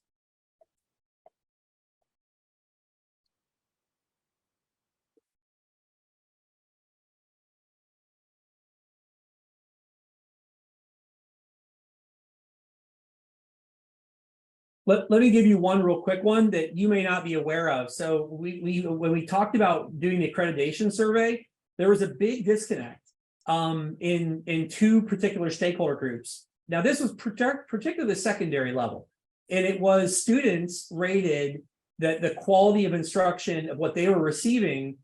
Some of the top words they used to describe it were boring, teacher talking, not relevant to me, not having the opportunity to give feedback. There was a lot of interesting comments from the students thematically, and that's not terribly surprising. We know that is probably consistent in many systems, but it was significant in terms of that, because the teacher feedback really echoed a very different sentiment. The teachers were saying we have lots of opportunity for the students to be engaging and collaborating and working together, and it just seemed like a real mismatch in terms of alignment. So when we talk about a priority like providing engaging classroom instruction, and the students and the teachers are coming at it potentially from a very different, and there's thousands and thousands of people who participate in that survey. I just would ask the group, could you react to that disparity? I know you're elementary, and we didn't see that same trend at the elementary level. But what would you attribute some of that to, or how does that align with what you're reading on this particular slide? Oh, Dr. Savage, hi, my name is Vanya Garcia. I've been kind of in the background for this entire time, but as you're speaking, it's not so much what I'm seeing on priority 4, this slide right here, but it's what we're seeing in the other priorities as well, where you're talking about having those highly qualified teachers on board. If the priority of the school district is to try to get teachers in and they're not highly qualified, or we're losing those very highly qualified teachers, then of course priority 4 is going to suffer a bit, where maybe these teachers don't know how to engage what we've got going on right now, because they're either brand new or they're coming from a different business sense. Maybe they're coming from a dental hygienist office, and their passion might be teaching, but they don't understand how to engage these kids. I totally agree. I could totally see the disconnect. I have a 14-year-old. If he tells me that he's sitting in a classroom with a teacher that's on computer all the time, I can understand why some behaviors might go up, versus the classroom that's totally engaged in like other activities, like maybe the teacher that learned about Kagan strategies or thinking maps or whatever it is that school has going on. So I think it's a close knit to the other priorities that we've been talking about, which is getting those highly qualified teachers to stay and keep continuing that passion in our schools, versus bringing in all these people that are like, okay, I'll be a teacher. Okay, I'll be a teacher. And then it's like, okay, what's happening? I really appreciate that, Ms. Garcia. Thank you so much, because that there is so much intersectionality among all these levels. I mean, how to create the best environment. So really appreciate you kind of highlighting that. I mean, any other reactions to anything that you see in what was the committee's second highest priority area, that maybe what's just reacting to what you see, or something you don't see that maybe should be there? I would like to see more STEM activities or STEAM activities. I would like to see more of the coding, where you get the students involved with, robotics and programming. I think that would be very engaging and very beneficial, of course, pulling all the different types of curriculum together. And I'd also like to see if we could address the fact that it seems like we're teaching to test, or there's just so much assessments going on, particularly with our little friends. There are so many we have to do the one-on-one like dibbles and one-on-one phonic midterm, and it's crazy. So it sucks away from your actual direct instruction, because they have to work on their own independently while you pull them up to teach one-on-one. It's very time consuming. And I know we want the scores and we want to collect the data, but I see that that the children suffer when they can't be working in a whole group with a teacher a little bit more often. Thanks, Yvonne. I made sure to add that as a challenge, and I also captured your STEAM one. I hate to say this, but that's why we do it virtually. It's why we do a lot of the typing and the writing and giving that opportunity, because with this many people online, we didn't get to hear from all the voices, because even if every person had 2 minutes, you wouldn't have enough time to do it. Please, I encourage you to let your voice be heard through your sticky notes. Get that in. I know it is time to rejoin the entire whole group and kind of hear some of what the other groups heard, and we can kind of listen for, and I'll certainly be reviewing their sticky note Jamboards as well. So Chelsea, before we break back to the other larger group, do you have anything you needed from this group?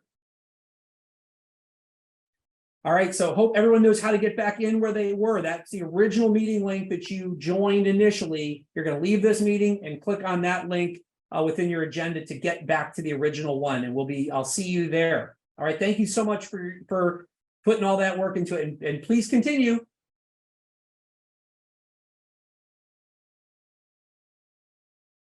Okay. So it looks like our folks joining the meeting is starting to dwindle. So we'll jump in and start talking about some of these priorities. So as Justin mentioned, how this process is going to work is we built a Jamboard just for this group. And the reason we built the Jamboard is we wanted to make sure that there was a medium to capture all thoughts and all input across all of these priorities.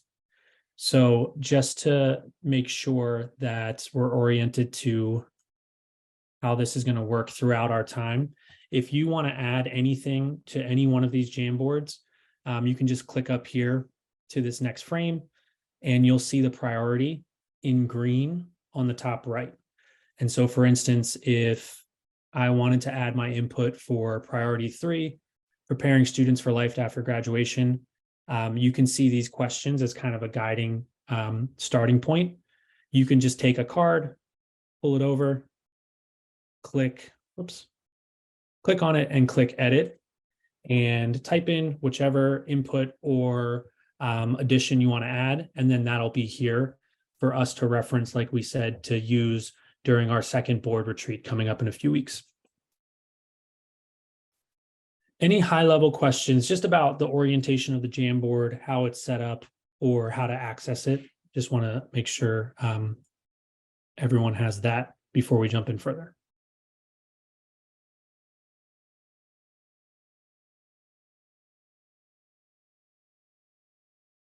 Okay.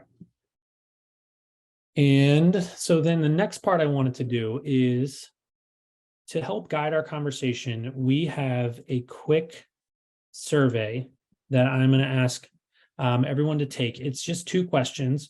And so I'm going to just show you what it looks like on this screen before I put it in the chat.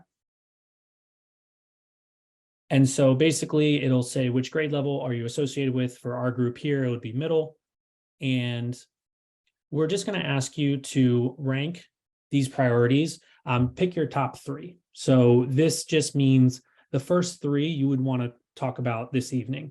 This doesn't mean like these are the only top 3 that you wish to update, or it's nothing more than just like these are the top 3 we want to discuss tonight, given that we have a finite amount of time. We do have till 7:35, but we want to make sure we prioritize what the group wants to discuss, the majority of the group wants to discuss. So you'll just rank which ones you want to discuss first. So let's say it's these first 3. You'll click there and then you'll hit submit. And then that'll help me sort of guide the conversation from there. And so what I'm going to do now is I'm going to put the link to this survey in the chat as well and ask everyone in the group to take maybe a couple minutes to take the survey, which is in the chat. And as you're taking the survey, I'm going to be looking at responses, and then I'll update the group in terms of our top 3 that we want to discuss first. That doesn't mean we won't discuss the other ones, but those will just be the ones we start with. If you take the survey and you're waiting for other people to complete it, feel free to jump into this Jamboard. This is an open space, so if you want to start adding thoughts and jumping into putting some notes here, you can feel free to do that after you take the survey.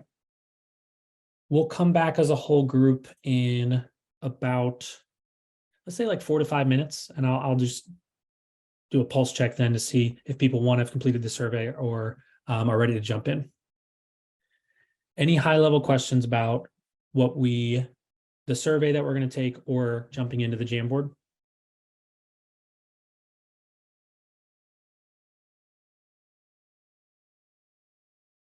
Okay, feel free to just use the chat or come off mute if questions come up, and we'll come back as a whole group in about 4 minutes. I'll keep a timer and check in with folks.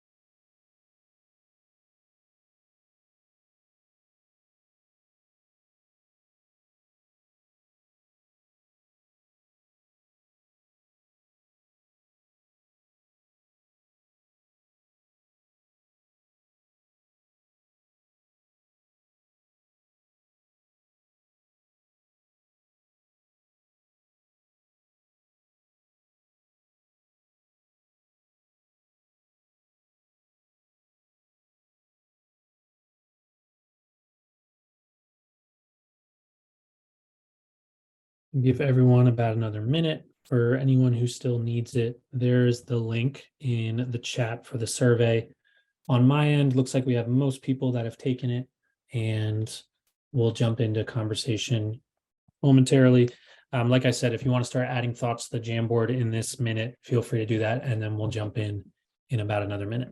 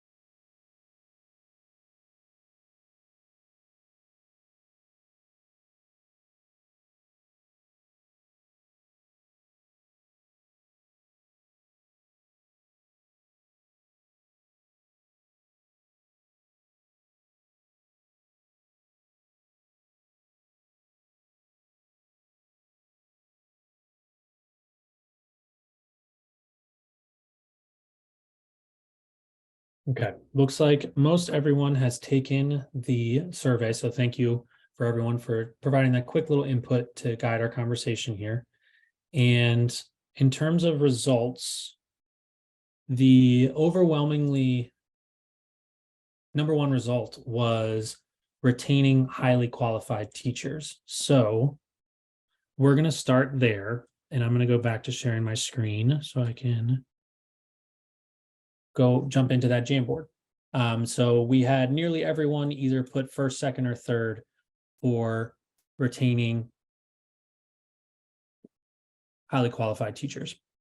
So I want to start here and give everyone the space to jump in to this Jamboard. So this is, just to orient everyone, this is Jamboard number 6. If you come up here and go to the 6th one. Let's give about 2 to 3 minutes. If everyone, like I see some people here, just pulling some cards and jumping in to answer some questions here. We'll start with some independent processing, about 2 to 3 minutes. We'll then jump into a discussion with any questions or any themes you are seeing amongst the Jamboard to talk and discuss as a group. So 2 to 3 minutes. Jamboard number 6, we'll start with retaining highly qualified teachers, and then we'll jump into a discussion.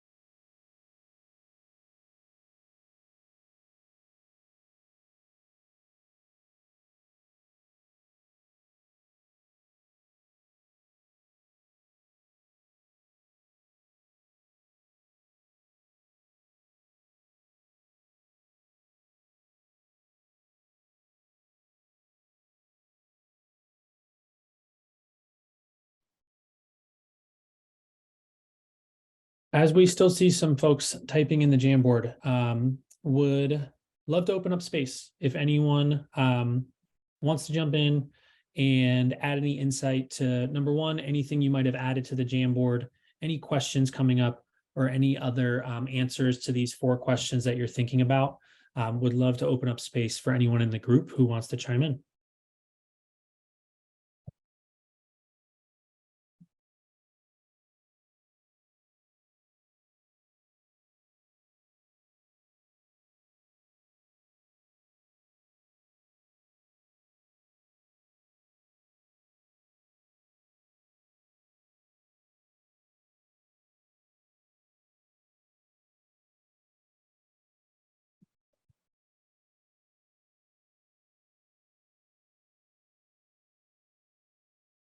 And like Justin and Dr. Savage had mentioned, all the input here on this Jamboard is very much appreciated and will be passed on and leveraged during that 5-9 board retreat. So anything shared either via the Jamboard or any ideas that come here are definitely appreciated, and keep those coming.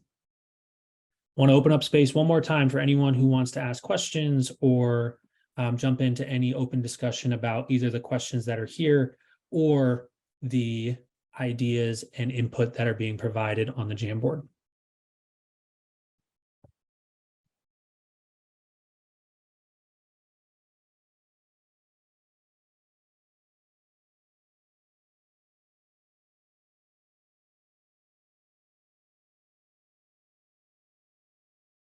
All right, then please keep adding those ideas in. I see some folks still typing, which continue to do so. What I'm going to do is have us pivot to our second choice. So this is based on the survey that you all took in terms of how we want to prioritize the discussion here. And the second priority that was voted upon here was providing engaging classroom instruction. And so I'm going to go back to the home screen for the Jamboard. So it was priority number 4. This was the second most voted one that people wanted to discuss and jump into first. So as a reminder, this one is defined as instruction and academic content that highlights relevant student interests and connection to student lives. And so what I'm going to do is same process.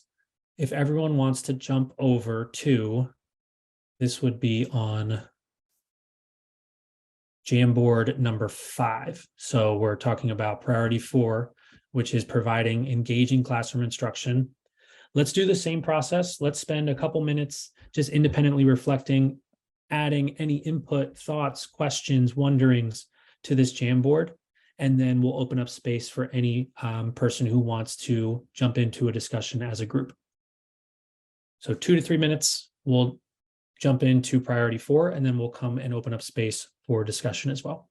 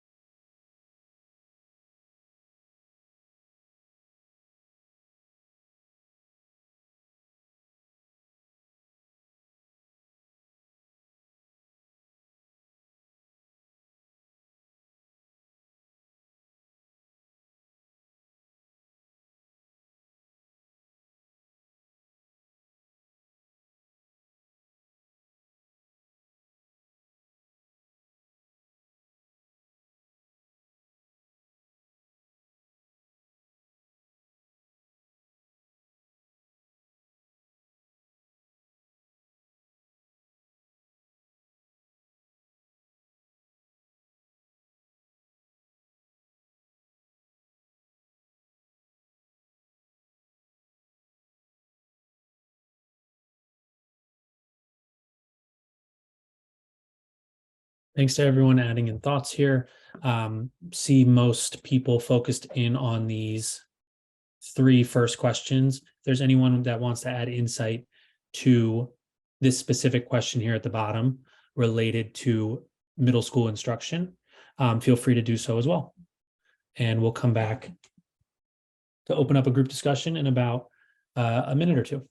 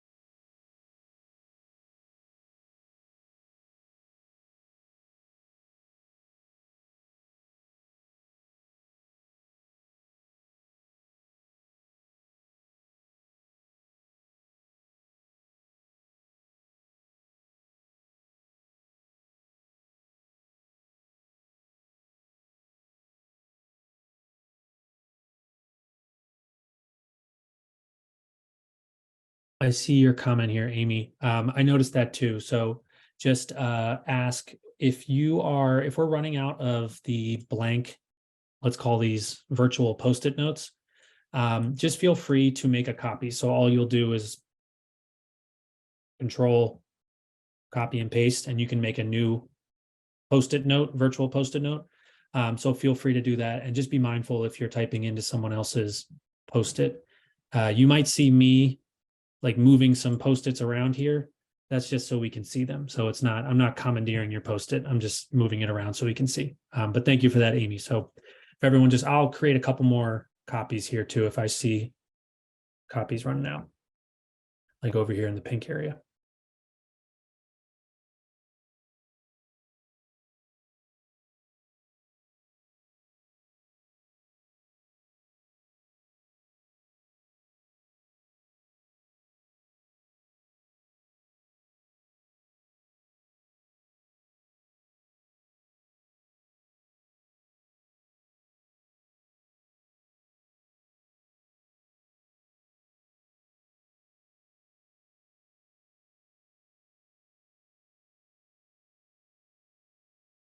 Okay, so that was about 4 to 5 minutes. I see a lot of engaging thoughts here and a lot of input, so appreciate everyone for adding in their Post-its. And yes, feel free to keep moving these around so it's easier to see, and appreciate everyone's collaboration here as we make this Jamboard work. I do want to do the same process, which is just open up space for any group members who want to either ask clarifying questions from a high level in terms of this priority, or speak to any of the Post-its here, any themes or questions that are coming up amongst the group. So I want to open up space for anyone to chime in if you feel the need to.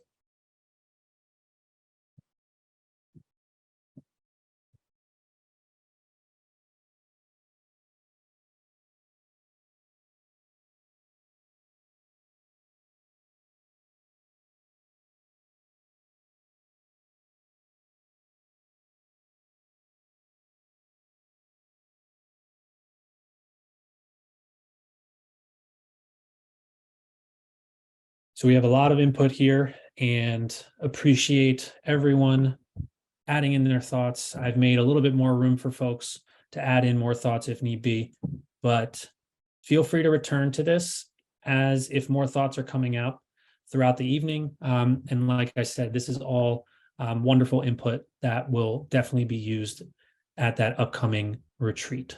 And so the with that, I want to be cognizant of time and open up space for the third most voted priority and give everyone the chance to jump in to that section of our Jamboard. So I'm going to go back to our home page.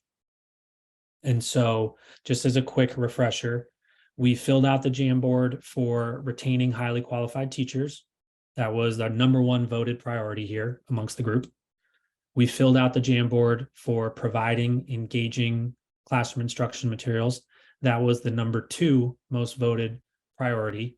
In terms of what was third, that was this one, preparing students for life after graduation. So that was the third most voted priority amongst our group here. And just as a quick refresher, our definition for preparing students for life after graduation is instruction and student development that ensures student success beyond their K-12 careers, so whether that's jumping into the workforce, jumping into higher education, or whatever their post-secondary careers entail. And so what we can do is I'm going to move us over to, or move myself over to that priority. So that priority is on the Jamboard page 4. And if you notice up here, I moved over and you'll see it is preparing students for life after graduation. So if everyone wants to move over to that screen, I'll leave this up so you can orient yourself as needed. And we will, same process, add in some notes, input for each of these questions, and being mindful if we need to create more cards, feel free to do that. And you'll see me potentially moving things around to add more space. So we'll come back in about 4 minutes to open up any discussion for this priority, but feel free to jump in the Jamboard for priority 3.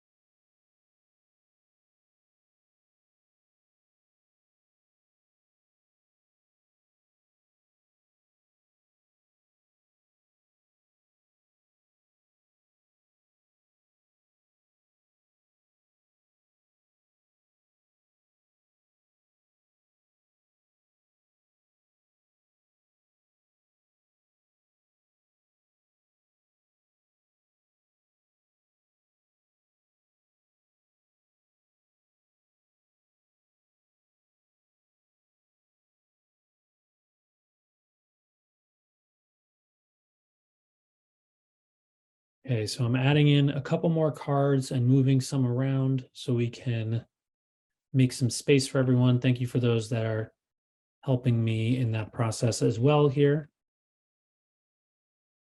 And if you're still typing away, feel free to do so.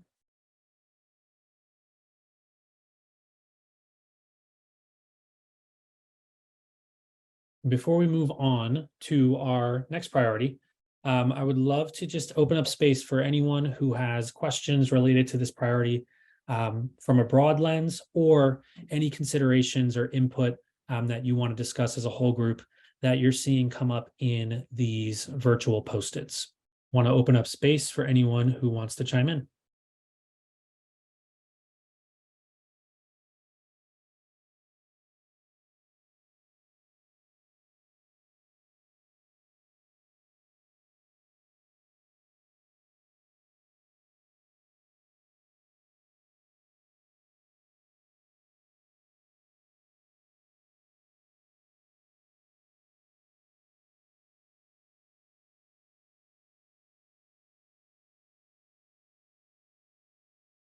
So as we consider the fourth most voted priority, this was number 3, which was priority 3. I'm going to go back to our main screen once more, and we will most likely have time to jump in with maybe 2 or 3 more priorities. I'll be cognizant. I know we're going to return back to the whole group at 7:35. But like I said, the input that we're gathering right now is beyond valuable. So appreciate it thus far, and we'll keep moving along. The fourth most voted priority amongst our group here in that mini survey I gave out was this priority here, ensuring equitable learning environments. And just as a norm, the way it's defined here is all students within the district are equipped to succeed and maximize their potential. And so on our Jamboard, that will be, and I see some folks have already started jumping in, that is on page 2 of the Jamboard. And you'll see on the right, ensuring equitable learning environments. If everyone wants to orient themselves to this page, I will give us some time to add in our input for this priority. And feel free to jump in.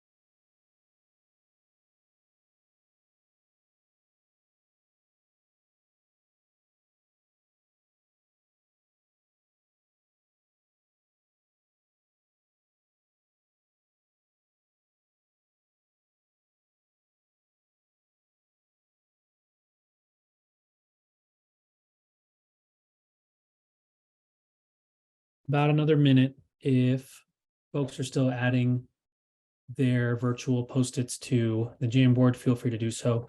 About another minute to add those in, and feel free to keep them coming.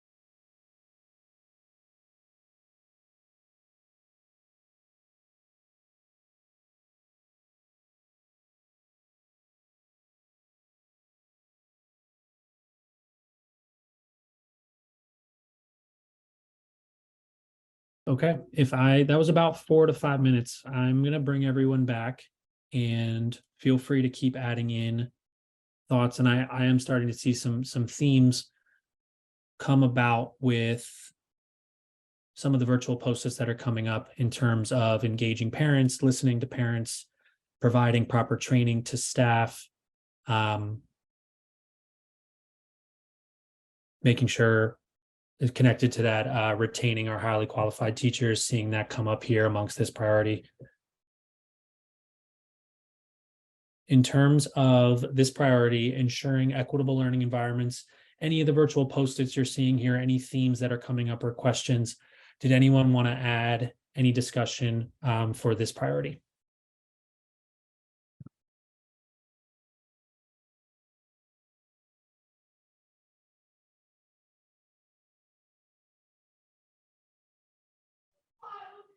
Yeah, I'd like to. For the one we're working on right now.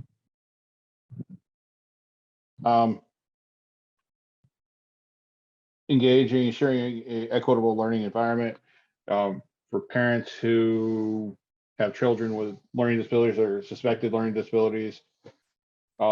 Make sure the school district doesn't take like 2 years to try to figure out if the student does or does not have a learning disability, because that's what it seems the priority to be. It seems like the parents are having to either fight for it or go hire counsel to be able to get their child the help that they need so they can get the proper education. Equitable learning environment as far as resources as well. I know sometimes as a district, we do things equal, but not equitable, like funding for an MTSS teacher might come at, well, it does come at 0.5 at the middle school level.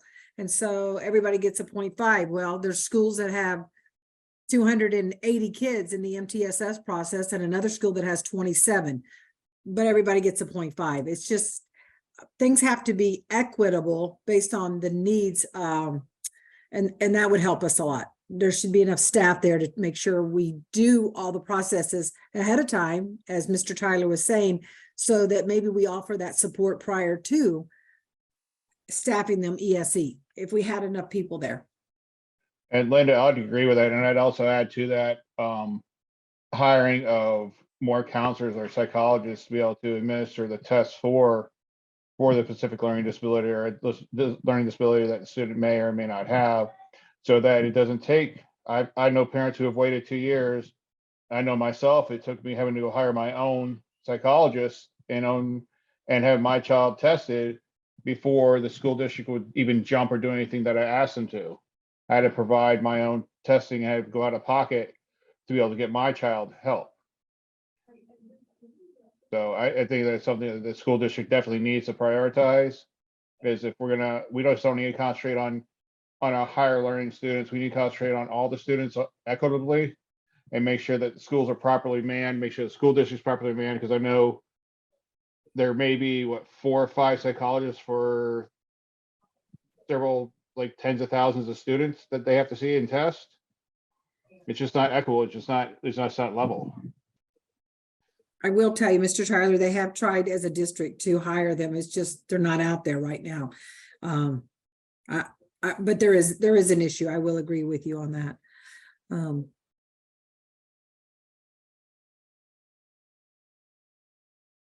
Yeah, Mr. Tyler and Linda, appreciate you both adding insight here. And I see that input reflected in these Post-its. So if there's anything that was missing, just a quick push to make sure it's added to the virtual Post-its too, so it can be leveraged. And all those points can be brought up to the cabinet, board, and superintendent during that 5-9 meeting, but appreciate you both jumping in. Any other insight, questions, or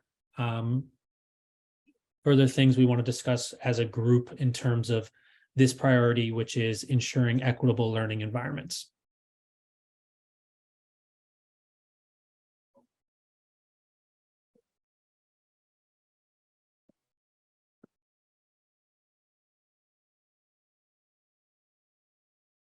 So then taking a look at time, we have time to most likely deep dive into one more priority. So I'm just going to go off of our survey results, and the next most voted priority was this number 7, which is supporting and developing leaders. We had 3 people vote for this one, so we'll jump into this one next, and this will most likely be the last one we deep dive into. But just as a quick reminder, if you want to leave feedback or input on this Jamboard for any priorities, you can feel free to do that after we head back to the main group, as all this will be used during those meetings on 5-9. So with that, I'm going to jump over to this priority, which is supporting and developing leaders. And just as a quick reference, our definition for that is building and enhancing leadership pathways for Lee County employees to grow and develop within the district. And so noting that, I'm going to jump into that Jamboard, which you have to scroll all the way over to page number 8. And on the right, you'll see supporting and developing leaders. So if everyone wants to jump into page number 8, we'll spend a couple minutes last time. One more process, adding in input, thoughts, questions, wonderings related to these 4 questions, and focused in on the priority of supporting and developing leaders within the district.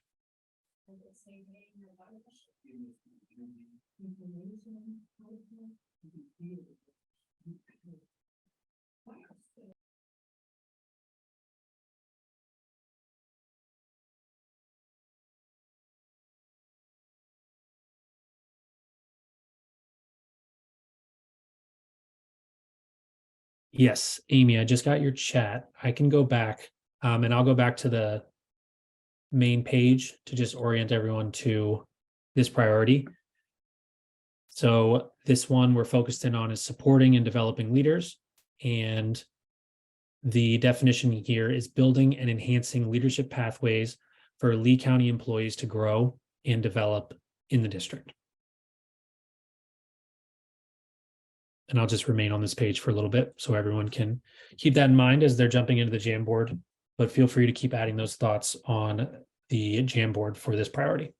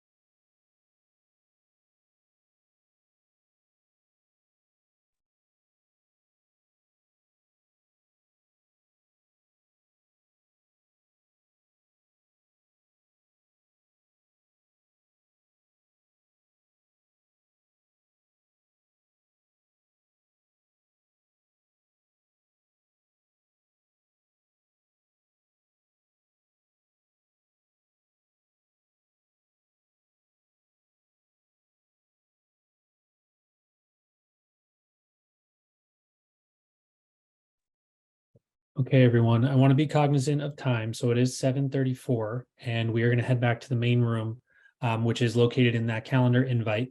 But before we head out, I want to do a couple things. One is just thank you all so much for providing your input here on this Jamboard and through discussion. It is invaluable and it will most certainly be used, like I said, during that next board retreat with Lee County school board members, the cabinet, and the superintendent. So thank you so much for all the input you've provided. As another point of input, this Jamboard is going to be used, and then I'm sure some people have already taken this survey, but just in case you haven't, I'm going to put the Lee County Strategic Plan Refresh Survey in the chat. And that survey, we talked about priorities tonight, but that survey encompasses mission, values, initiatives, and kind of goes into a little bit more detail. So anyone who hasn't taken that survey, feel free to access the survey in the chat as well. And I'm sure we'll share it again amongst the whole group, but wanted to share it here. So that link is in the chat. And like I said, thank you so much for your input tonight. And we will see everyone back in the main Zoom room. Chris, before you go, can I ask a question? Yes, sir. So I understand that all these things are to help the district overall. But I feel like the main core of this whole thing comes down to money. So how is your organization going to help the district as far as, because I mean, to retain teachers, you need to have funding for the teachers to help leaders develop. You're going to need funding to do that, to help, like, for example, the other gentleman with his special needs student, you're going to need funding to hire more people. I think they are there. They're just not willing to come into work for so little because they can't afford their own bills. So at the end of the day, it comes down to funding. So how is your organization going to help the district to get more funding from the state or from the federal government altogether? Because I mean, these are great ideas and these are great, but without the funding, we're going to be in the same spot we were forever ago, nowhere, because it comes down to money.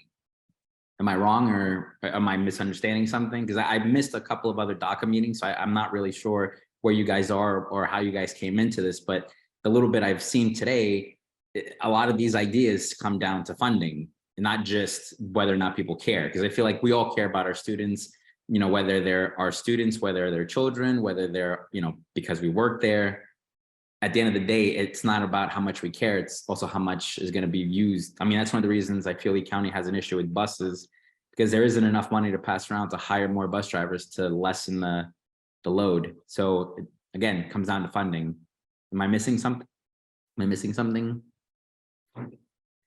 No, Derek, and I appreciate your input here. And in terms of our role at Education Elements, that's not in our locus of control in terms of directing funding or leaning into that. What we can do, and I think what's evident amongst this Jamboard, is that does play a huge role in all of these priorities, like you said. And just bringing that to light when we meet with Dr. Bernier and when we meet with the cabinet and when we meet with the school board, and making sure that, judging from this Jamboard, judging from the survey that you all are going to take, what are the most important things if we had to pick and choose for the district to focus in on? Because like you said, funding is finite. We have to decide what's going to be most important and most urgent for us to tackle right now. And so through this Jamboard, through the survey that I shared in the chat, hopefully that comes to light, and then some decisions can be made. But in terms of our role, we don't have a direct role in terms of. Well, I didn't think you would have a direct role, but I thought maybe you guys are just helping plan out and show why the funding is important from your point of view. Because I was never an educator like you. I believe you said you were a principal. For middle school, actually. So you were part of the role and you understood how important it is to fund certain things, whether it is school supplies, whether it's teacher salaries, or whether it's activities. The point is that I'm sure being in the weeds of it all, you understood how important the funding was, and maybe helping people that are in positions of power that were not in those situations understand why the funding is important. Because I feel like the first thing people that are not in that field want to do is cut funding, specifically in education, specifically in healthcare, because they're not in it, and I feel like they don't really get it. Same way I'm not going to get an accountant to do open brain surgery on me. Same way I'm not going to have a surgeon do my taxes. I feel like, your input would be very valuable. And I was wondering if that's why you're here and your organization's here. Or am I wrong? No, you're right. It's part of our role is to help facilitate productive discussions amongst different groups of people within the district. And so that means helping to facilitate conversations between the school board, the superintendent, cabinet level leaders, and then folks who work in the district or students, teachers, principals, and trying to draw out themes between each between each group. And so what you're saying is hugely important.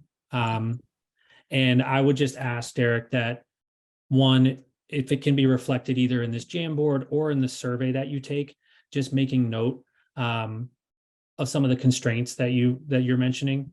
And we will definitely bring that up when we're having conversations, like you said, with Dr. Bernier and leadership within the district for sure. I just want to say thank you. And I'm sorry for holding up the meeting. I know we're supposed to switch over already, but I appreciate you taking the time to answer my question. No, I will definitely take the blame if we are late and not trained. So I appreciate you. And I will see everyone back in that main Zoom link. And once again, appreciate all your input, appreciate your time. And thank you so much.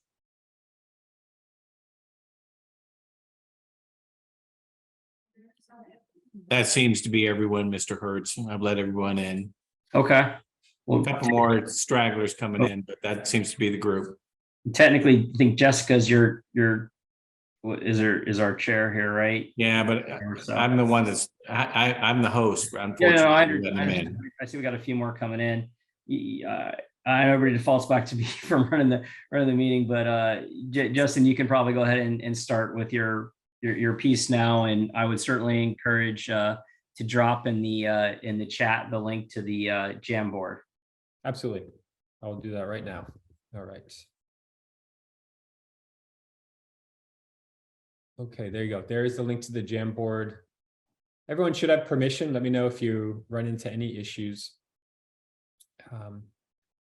I'll share my screen for a moment just to, I will not share my screen yet. Do you have rights? I do. Mr. Simmons, I think, can give you rights to do that. Okay. Thank you, Mr. Simmons.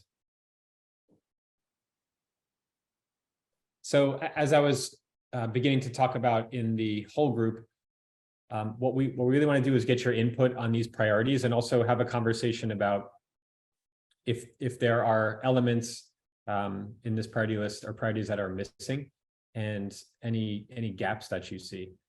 What we want to do, the way that we'll do that is I will show the priorities again and just clarify anything that might need clarification. And then I'll ask you to just take a minute or two to weigh in through a very brief survey and take a minute to reflect and share what you believe to be the 3 most important priorities. All that's going to do is help me as a facilitator to prioritize which ones to talk about and in what order. I know we have until 7:35, so we'll continue for as long as we can. But should we run out of time, that's why I'm asking for you to complete that survey. Okay. All right. We're in business here. So again, these are the priorities and these are very much draft form. These are not at all finalized. They're going to be formed and changed, right, and shaped further right now. And also when we reconvene with the cabinet and the board on May 9th. That's really the primary goal of that next retreat. And we're bringing the input that you're sharing today, as well as the survey input about these priorities to that group to shape these further, make them clear, and also begin to build out measurable objectives aligned to each of these. So we know that they're very high level, right? So you might have a lot of questions around, well, what does this mean? What does it look like? What do we mean by this word or that word?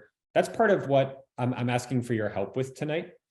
And so as we're having our discussion, I'll be really taking notes on the Jamboard, so I want everything to be captured here. But each of you are also welcome to weigh in and share your thoughts as well. So before I ask you to respond on the survey, I would invite you to just take a few minutes and go through the different pages of the Jamboard. Take a minute just to think about them and just familiarize yourself with the priorities and a moment to reflect. And as you're doing that, I'm going to certainly open up for any questions first, and I'll also share a link to their survey. That's the last link I'll be sharing today, so there'll only be 2. But I'll share a link to this survey for those of you who feel ready and would like to begin responding. So if there's any questions, please let me know and share them with me. Otherwise, just give me one moment and I will put the survey link in the chat. 1 second.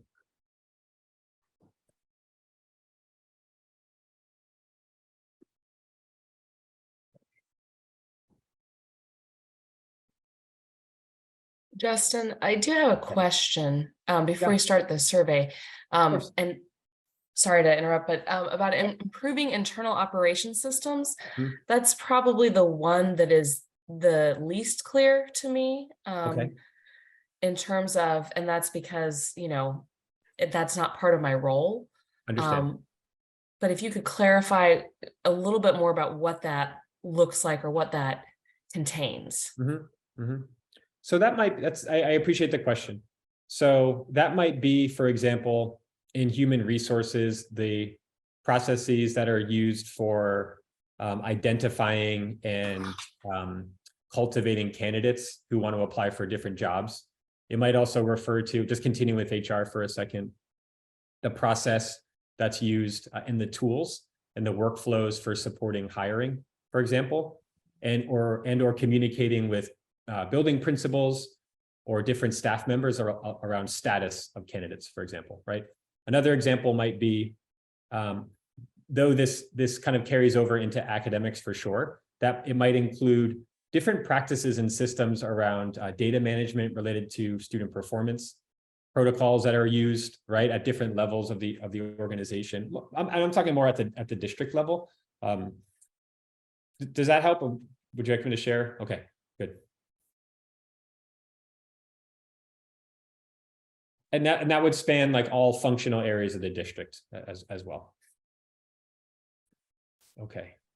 Justin, can I ask a question about the data? I saw in the PowerPoint that there were 35,000 responses from secondary schools and 17,000 from elementary, et cetera, et cetera. Yes. What percentage of the respondents does that represent out of all of the student families? I'd have to follow up with you on that. I'm not sure. Okay. I'm not totally sure. Okay. And then the other survey that was sent out, that community member survey, is that only going to the representatives from each of the schools, or that's also going to every student household? It's not going to every student household. It's going to this group, EDAC, the CSI group, and let me tell you. That's okay. It's I just wanted to know if it was going to everybody. Yeah, just the four different advisory groups. Okay, thank you. Yeah, of course, you're welcome. And the thinking behind that was just that across those the four advisory groups that I named, that because of your roles, right, and your visibility into schools and across all of the schools, that the members of these different groups would be great representatives.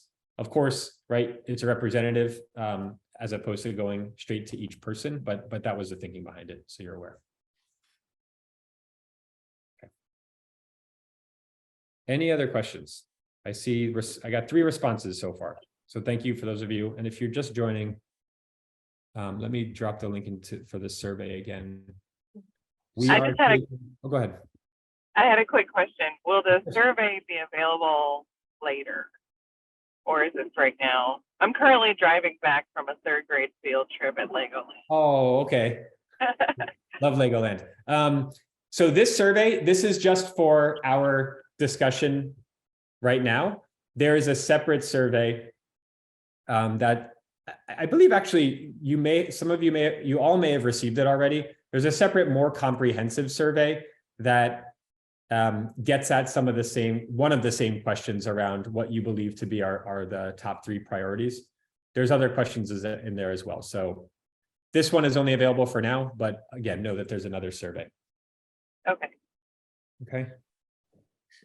So I had a question. How granular does the strategic plan actually get? I mean, when I looked at the Envision 2030 strategic plan on the district's website, it's pretty high level.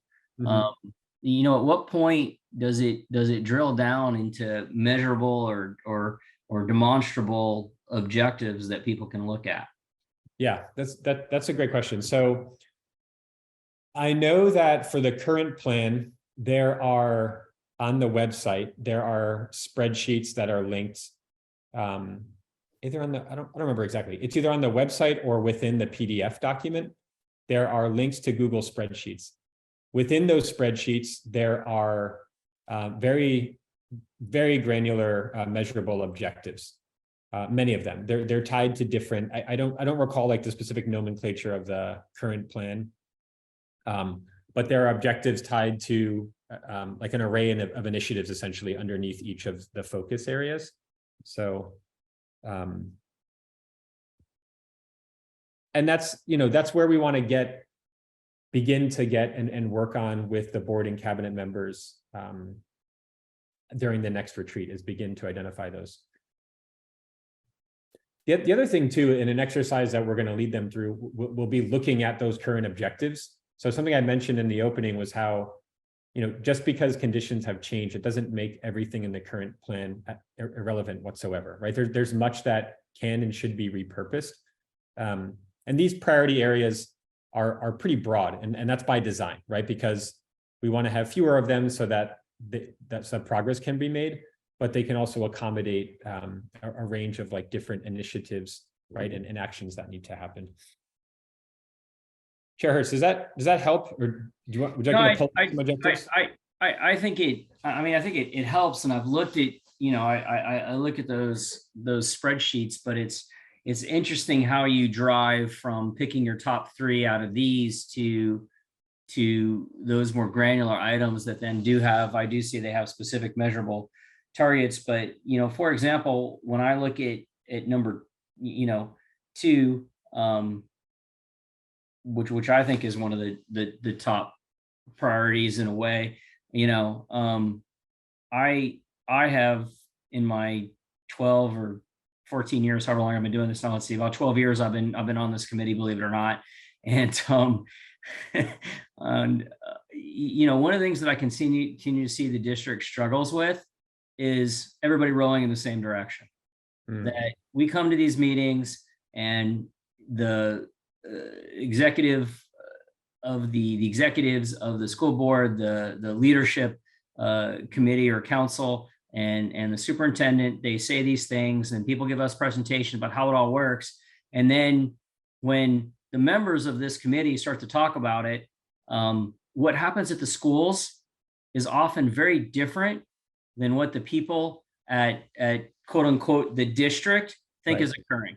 Right. One of my favorite examples, not to pick on that particular area, and it was some years ago, so I only use it as a representative example, was the district thought everybody was using a digital form for volunteers to fill out to be approved. You can only volunteer in a school if you have been approved. Okay. And some schools were still using paper forms. Some schools sent people a link to print out the paper form and print it themselves at home and fill it out. Okay. Other schools had a computer in the school where you could sit down at the computer and fill it out, and that was the only way to do it. Okay. Some schools you had to actually pick up a piece of paper at the school, fill it out and hand it back. And at some point they would scan it and send it into the district to be reviewed.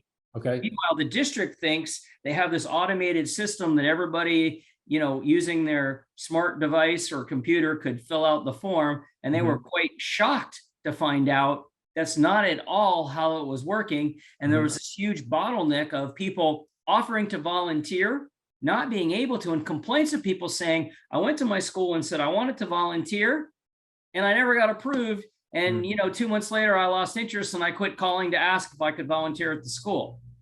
It's just a representative example. It's not intended to be the issue, but it's like, when you talk about improving operating systems, how does it track back to how monitoring when we have programs and how they get rolled out, what discretion there is for principals to implement the various programs, and how does somebody follow up to find out that it's actually happening, right?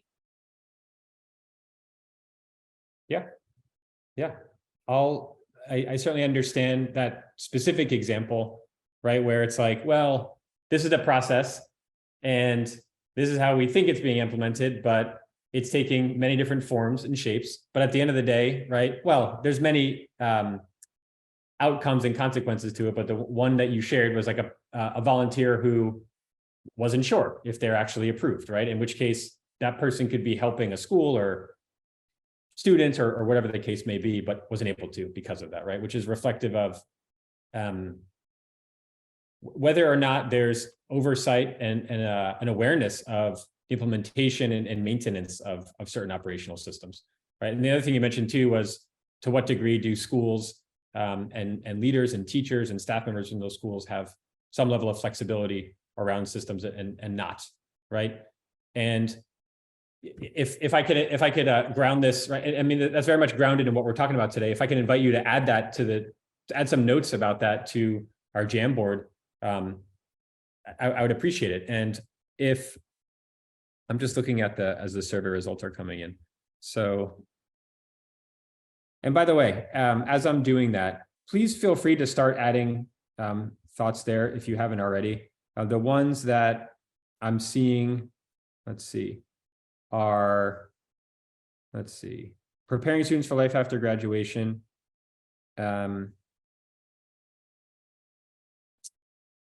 Let's see, retaining highly qualified teachers and providing engaging classroom instruction. Those are the three that are most voted for. That is not at all to be dismissive of like any of the others. It's just for the sake of conversation and our discussion here tonight. Okay, but Chair Hertz, since we've already started on, and I am going to come back to those that I just named. We already started the conversation with operations, so I'm curious if anyone else in the group has thoughts that you'd like to share, or just perspective to share, because really I'm just here to learn. I'm not coming here to give you answers or tell you how I think it should be or this, that, the other thing. I'm really here just to learn and understand your perspectives and what needs to be considered. So that was very helpful with what you just shared. I have a perspective from, because you brought up the HR example. And although I have seen some changes over time in terms of some of the ways that I see it operate, because I'm a teacher, so this is my perspective, is that it's very difficult to know who exactly is in charge of what. And I sometimes you can find out by asking someone, sometimes you can go on the website and figure it out, but there's some level of like inefficiency and frustration that as a teacher,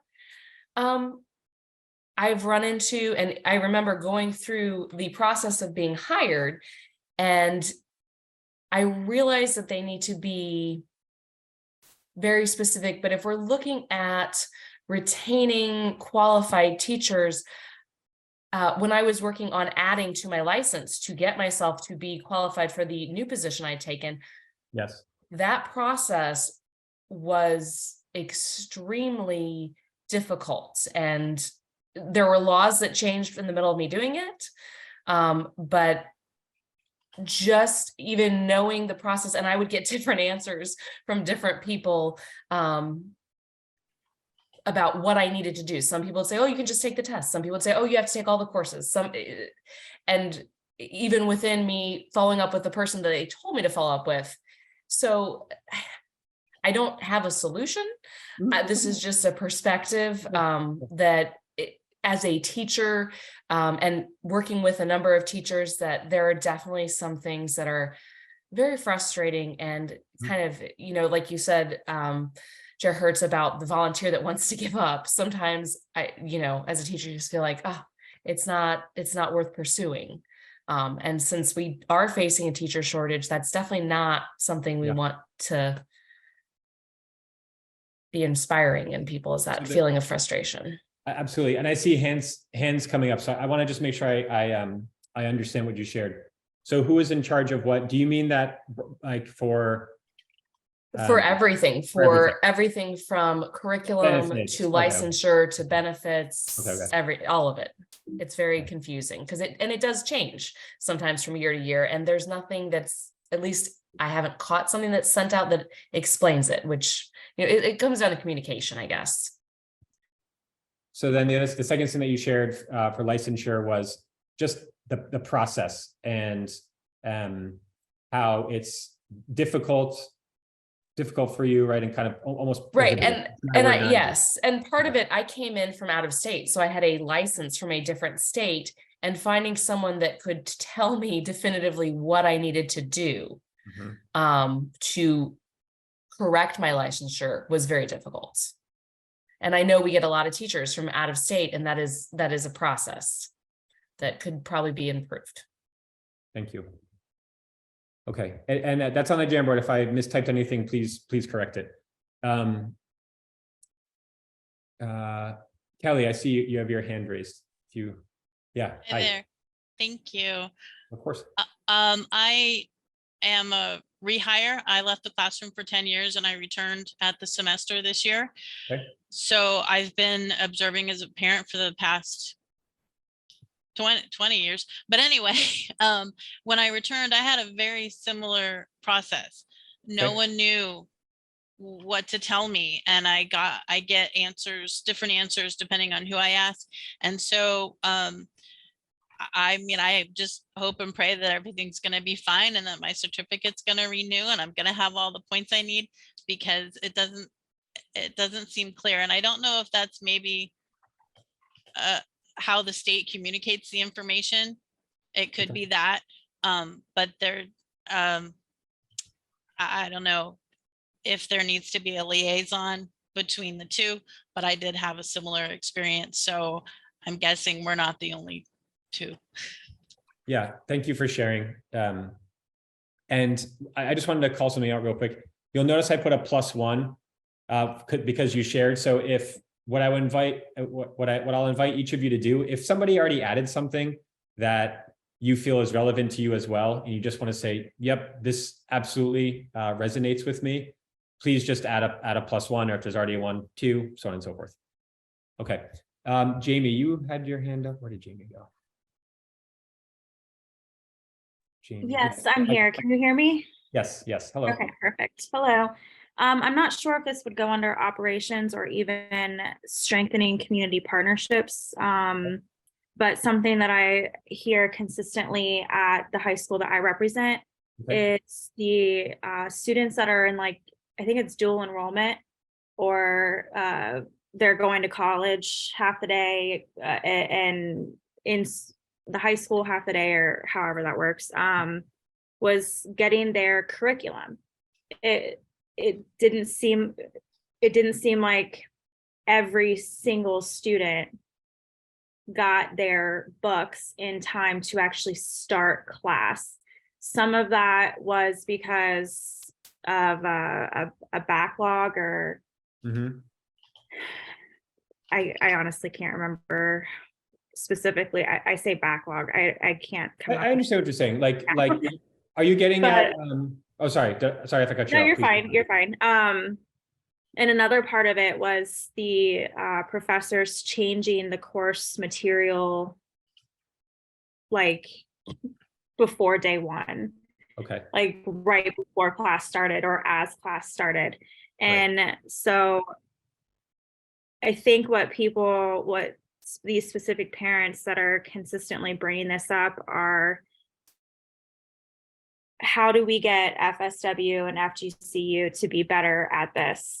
And so, like I said, I wasn't sure if it's a community partnership or an operations thing, because I do know we have a team that handles that in district. But at one point, a parent shared that her son didn't have the book, but he was in a class with somebody who did. So like every other day they were just sharing the book so that they could get their homework done. And I feel like that is completely just not functioning, and kind of sets those kids up for failure eventually. So that's my input for that one. Thank you. So that's, I mean, it's as I'm listening, it's very reflective of, I guess, like building Chair Hertz on what you originally shared, which is monitoring the implementation and use of different procedures and protocols. And then what that gets me curious about, and why I appreciate your example is there a process for that, right? And is there some guidance for what that's supposed to look like? I certainly couldn't tell you, but that definitely begs the question. Okay. Are there any other thoughts? Let me just scan the gallery here to see if anyone has their hand up.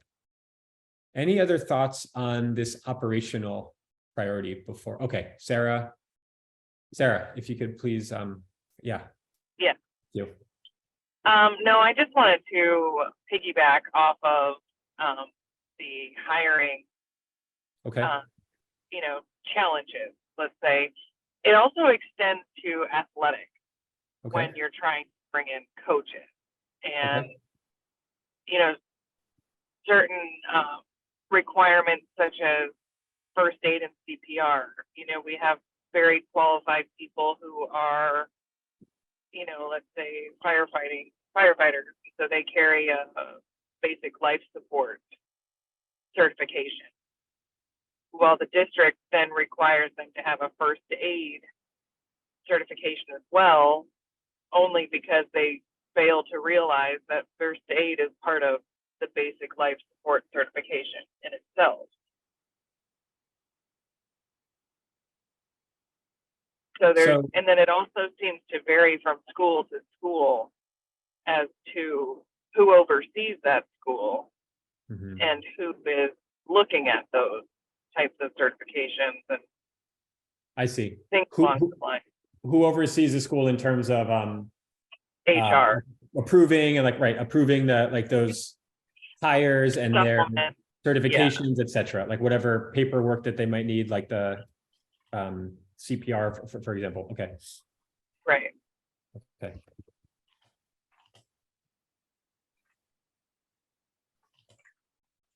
Thank you. You're welcome. Thank you.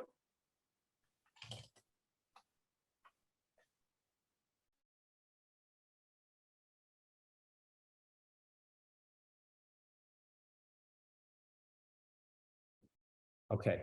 And Maria, I see your hand is up. Yeah, thank you. I'm not sure if this will be only operations. It will be tied to also retaining teachers. Okay. And I'm a teacher, but I am also a mom of middle school child. I live in Alva, which is, you might not be familiar, but this is, we are divided in 3 zones. So I live in the east zone and my school is in the south zone. Okay. I do like my school and I don't want to change schools. And my child goes to the east, for example. So when I say operations is because as an employee, we don't have that priority of choosing the school we want for our children. That should be part of and I know when I say this before, people say, no, well, we have the waivers, but that doesn't work like that. Is now you have a waiver when you're taking the child to the school that you're going, you have a waiver, but on the specific case, for example, I wanted a school for my child. I have to be at my school at 6:30.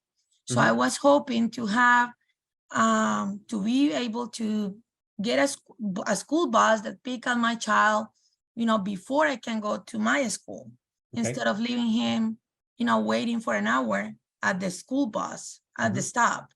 So, like those things, you don't get a waiver for those things. And then it's a whole process, like that you don't even know how to handle. I told to everybody in student assignments, I told to the board members, I told to my administrators, and I was for 3 years. This year, my son is going to, next year is going to high school. I spent 3 years, like leaving my son at the bus stop and my heart, hanging, like teaching my first period, thinking if the bus pick him up. So those things, and, like I can be like I love teaching, but if I have to, like that will be one of the reasons that I have to, decide, okay, my family is first. I need to find a job where I can actually, like serve my family, So those process, like we need to be able to have a process where the teachers or the employees have priority on, like, this is the school that I want for my elementary child, even if it's not in, like the zone that I'm teaching or the zone that I'm living, like, but we are supposed to, like sometimes, for example, with the transportation, and now this transportation is out of the question, like that's something that everybody's suffering with. But sometimes I get a text at 5 in the morning from transportation, find an alternative transportation for your child. This bus is not driving, is not running today. So that day I have to decide between, okay, my son learning or my students learning. Right. And I'm like, I will say, like, okay, let me like tell my son, okay, you're staying home today. So those are, like things that I don't even know where to put that one, like those things. And Maria, I want to make sure I understand. So I hear your point. I think I understand that priority. What you're asking for is, it would be wonderful if staff could have priority with choosing specific schools, in part because as a teacher, that would just give you more flexibility or make it possible for you to both care for your children and make sure that they get to school on time and make it to your school on time and to fulfill your teaching duties. Is that? Yeah, and like if it's not like a priority, at least to create an internal process that we can, like specifically, like have someone to talk to, like not just call to student assignments and someone will, like help you, like someone just dedicated for employees. I need help with this, like this is what is keeping me from going, like getting to school every morning, or like. So that's why I put it into procedures and Okay. like. Yes, thank you. Okay, and then, thank you, Maria. And then I don't know what your name is. I just see Zoom user, but you've had your hand up for. Yeah, sorry. Yeah, that's okay. Can you hear me? All right, Yes, sorry. absolutely. For some reason, when I No broke problem. out, it just put Zoom user and I can't fix it. I'm It's with okay. Cypress Lake High Okay. School. So one thing that I'm seeing at our school is we have a lot of kids who want to play sports, and the procedures, like we had a bunch of Brazilian kids who came in, refugees, different kids like that. And there's no procedure in place to really help them get their paperwork together. Okay. And I feel like that affects like the school, it affects the student. They're not really getting involved in things. It's like everything, because everything you have to have a permission slip. So you have all these parents who can't fill out paperwork, who can't do it. If we could put something in place where maybe the school can help fill out that stuff. Do you know what I'm saying? Yes. I don't know. Do you mean for? I think in general, like for physicals, for sports, for getting the kids their paperwork that they have to, there's a lot of paperwork. My boys play sports. There's a lot of paperwork for them to fill out. I know the soccer team at, for example, Cyprus, they had 4 or 5 kids that transferred from Brazil. They were immigrants. They're here. They couldn't get on the soccer team because none of their paperwork could get filled out. The parents, I'm not really sure what's the deal is with that, but I think if the kids want to play and they're after school every day, obviously someone knows they're there, but there's no way to fill out the paperwork. So, and then they get into trouble because they're not doing sports that maybe would help keep them out of trouble. maybe it helps their language barrier a little better, stuff like that. But I don't think there is really anything in place for these kids that just don't have that support at home. I see. Right. And like how, so what you're wondering is like, how could the school play more of a role? Of course, like in compliance with state laws, but to help these students and their families so that they do have a healthy activity or an outlet. I understand. Yes. Thank you. Okay. I'm gonna go ahead and move us forward. I just want to thank everybody again who took the time to share. And those of you who came off mute, a number of you also shared directly onto the Jamboard. So thank you for that. I'm gonna move us to life after graduation. So let's see. Okay.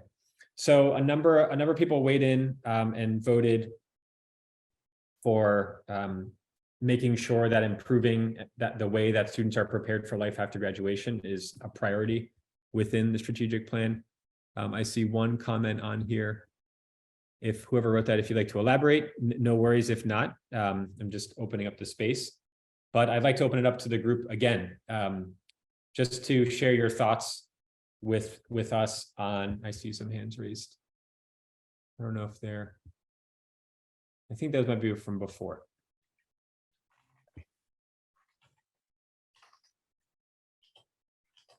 All right. Yes, I'll open it up to the group, or if you'd like just to take a few minutes to reflect and share your thoughts. I'm curious too, like what does thriving look like to you? I'm very curious about that. I absolutely want to know and would appreciate learning about what you perceive to be challenges, but I very much would like to understand too, what does it look like to thrive in this area, especially you being the high school group?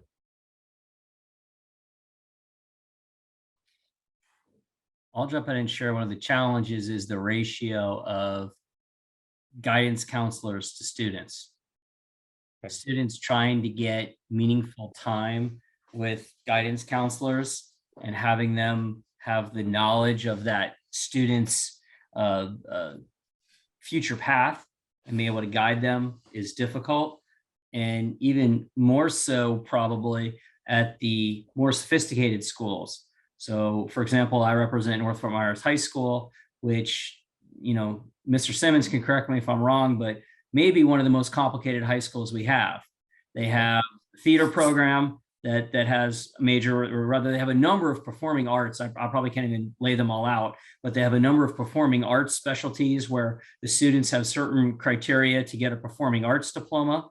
They're an ACE school, the Cambridge ACE program. So they work on getting Cambridge ACE diplomas. They also have sounds like a decent number of students who do dual enrollment, which does that, as well as a strong athletics program. And there are students that are in a performing arts program that are in ACE and doing athletics. And there are some students that are trying to do all four. Students trying to get an ACE diploma, a dual enrollment degree, and do athletics and theater. And for that school, which I think has, I may be wrong, the number has approximately 3 guidance counselors, trying to get in to see them and then talking about what you need to do to make sure you meet those requirements. And then if you're doing dual enrollment, to understand what classes you need to take to make sure you're meeting both your high school credits and high school diploma, as well as what you need to get the AA degree while not screwing up the ACE and knowing what'll be available. The other issue is you try to plan out a 2 or 3 year schedule, but unlike colleges that always offer the same classes, high schools don't always have the same class next year. So you may be counting on a class, and then what happens if that one's not available, and how do you make them all work? It really shows the constraint on the number of guidance counselors that are available. And then I've compared that, and I put a comment on one of the screens. I have another student who essentially went directly to FSU and did dual enrollment through FSU's charter school. And his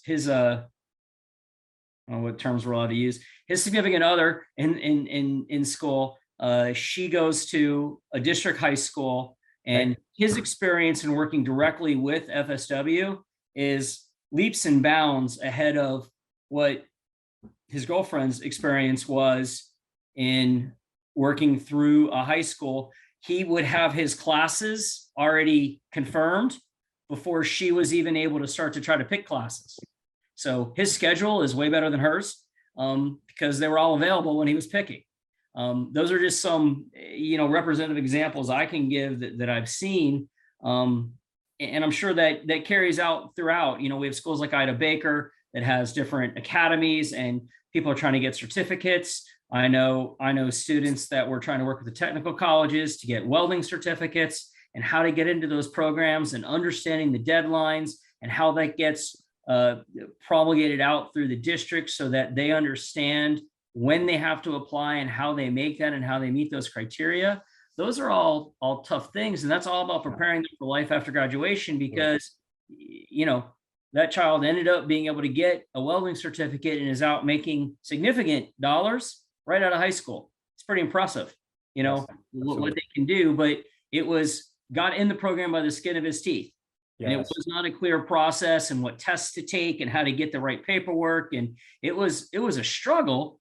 And it's something that I think we very much want to promote, not just college readiness, but the career readiness. Absolutely. But finding the information is hard for people. It's almost prohibitive, right? I'll show that one. I see you got a bunch of hands now. No, yeah, Chair Hertz, I added an idea though. You mentioned FSW. That could be a potential, like, what are they doing as an institution? Why are they so good at it? And can those operational practices be repurposed? So I just added a note related to that. Vanessa, I see that your hand is up. Hi. I'm trying to see, I don't know. Well, anyway, Thrive for me at Young Parent Education Program would be us offering our parents a preparation course or a elective that would get them ready to get certified for early childhood education, and then move from our school over to ECC into their child's school.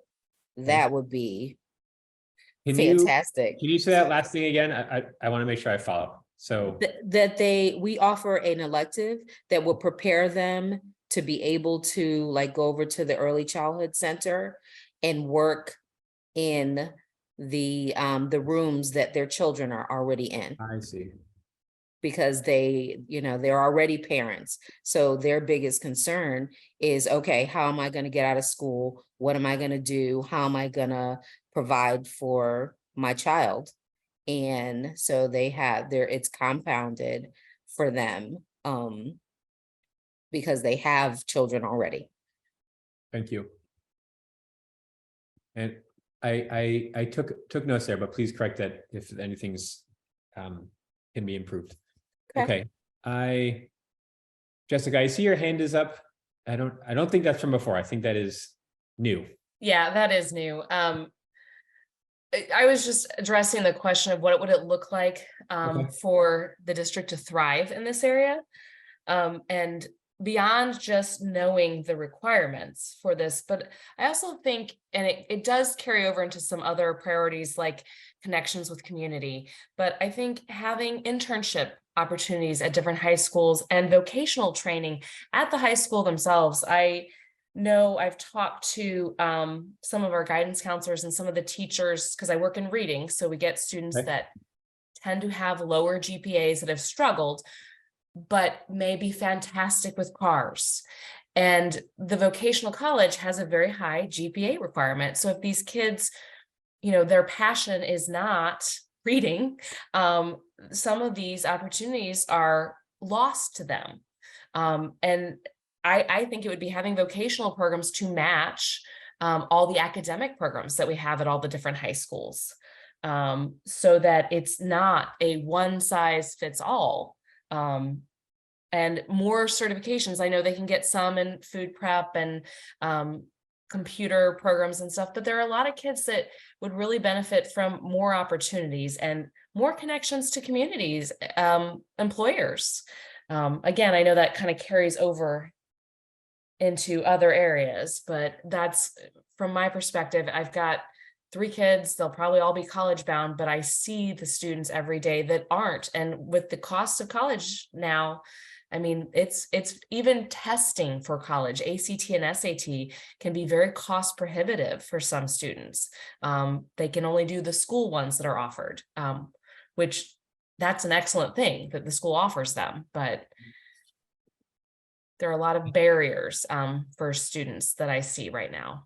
So, right. So it's not just, so there's two things that you're saying. It's one is the amount of the internship opportunities and vocational opportunities, but also making them more accessible to more students. Yes, and more accessible, and just, they talked a lot about having all the academic programs at all the high schools, which is wonderful. But I think that schools would also really benefit. I know when I was in high school, we had an auto shop at my school, and you could take your cars and you could walk away and with a job from high school. Like you mentioned welding earlier, but I mean, there are a lot of other opportunities, and I know it is difficult to create programs like that, but if different high schools wanted to create specific programs, I could see that being a very, a way for where we could thrive and meet the needs of more students. Thank you. Okay, I think for a minute I saw Kelly, your hand up. And Jamie, Kelly, are you there? I don't know if you have still wanted to say. I'm something. here. Okay. I came here to say that that thriving would be a connectedness between the two, readiness for high school and community involvement. That's all. Driving. I came to say the same thing. Okay. Okay. Thank you. All right. And I see two hands up, but I think those are from before. Would anyone else like to share or? Yeah, I would. So find the, you had the +1, plus 1,000 on the number of counselor to student ratio. I'm at Ida Baker. We're looking at having 400 more students next year than we do currently. And we have 4 counselors.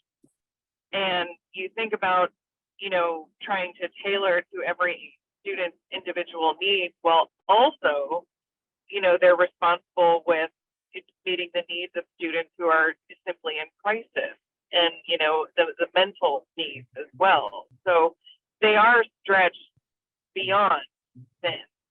And then with that, I also teach freshmen. The life after high school, the thought process needs to begin freshman year. And I ask, the kids that are failing, it's like, what are you doing? What are we doing? And it's like, I don't know. And the fact that we switched from block scheduling to 7 periods, these kids cannot afford to fail. We don't have the backup of GPA booster opportunities because of, taking extra classes. We don't have the ability to, consistently provide them with ingenuity classes to help credit retrieval all the time. And I really think, we need to it's hard, it's hard for the kids at that age. Their brain is literally not developed enough to think long term. But we need to start really having a conversation about long-term goals as soon as they start high school, if not before. So the one thing that I'm hearing from you too, I mean, you're absolutely agreeing with the limited capacity and number of counselors. They're stretched thin, but it's also timing of when students start to engage in thinking about what's after high school. And absolutely, they need to have they need to start thinking about that process and, realizing that every credit, every class matters if they want to graduate from high school.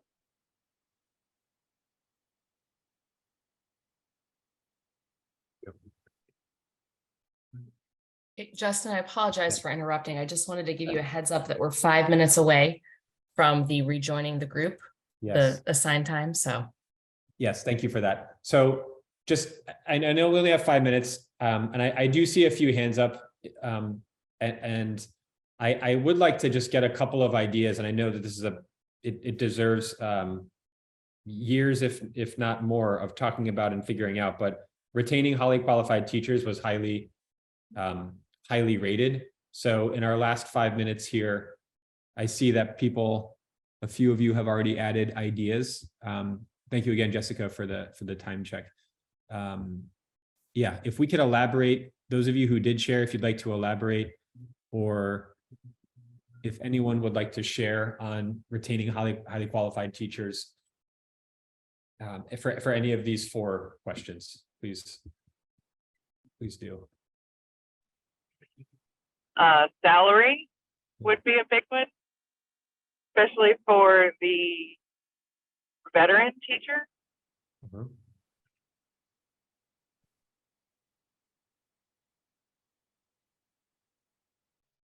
And to add to that, I work with a lot of veteran teachers that are frustrated because new teachers are making almost as much. And I realize it's all part of the bargaining process, et cetera, but finding ways to recognize veteran teachers, if it can't be through salary, other perks or recognition, if you will.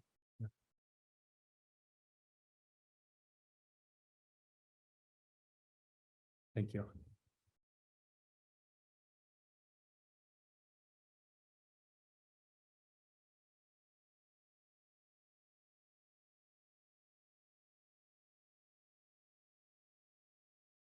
Okay. Other thoughts we have, ensure that teachers understand what is considered success and how that's measured. Additionally, teachers need to feel like their efforts have a direct impact on success. We're thriving if there's a highly qualified teacher in every room. Funding is on there. We have increasing pay. We just Jessica, you talked about that also, and just recognizing people doesn't. I don't want to mince words here. Like, yes, increasing pay is important, and there are also other ways that teachers can be recognized, especially our veteran teachers. Okay. Can we add? Oh, go ahead. Could we add support? I've seen a lot of new teachers leave because they didn't receive the support that they needed.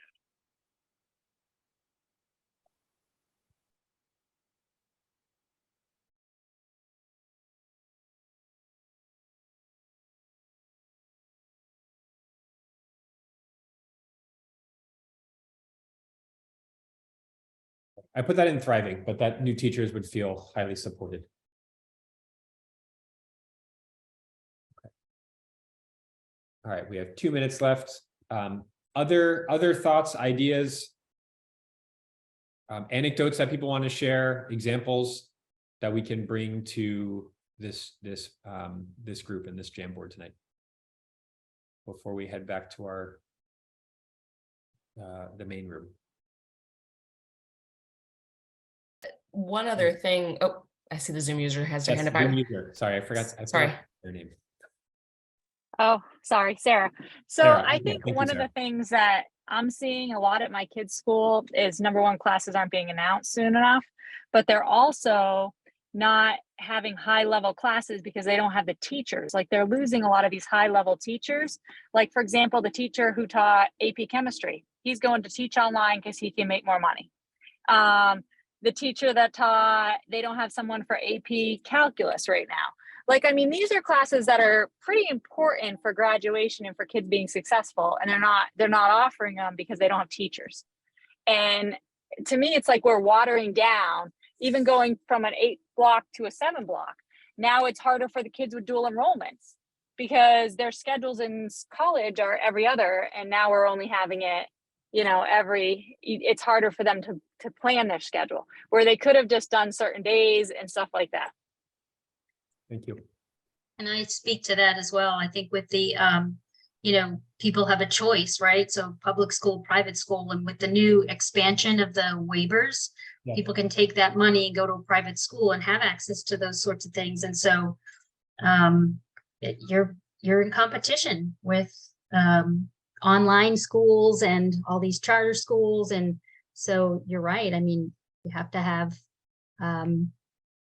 access to those things that make every student successful. I don't know how you do it. Funding. Thank you. I know we're at time. Yeah. All right.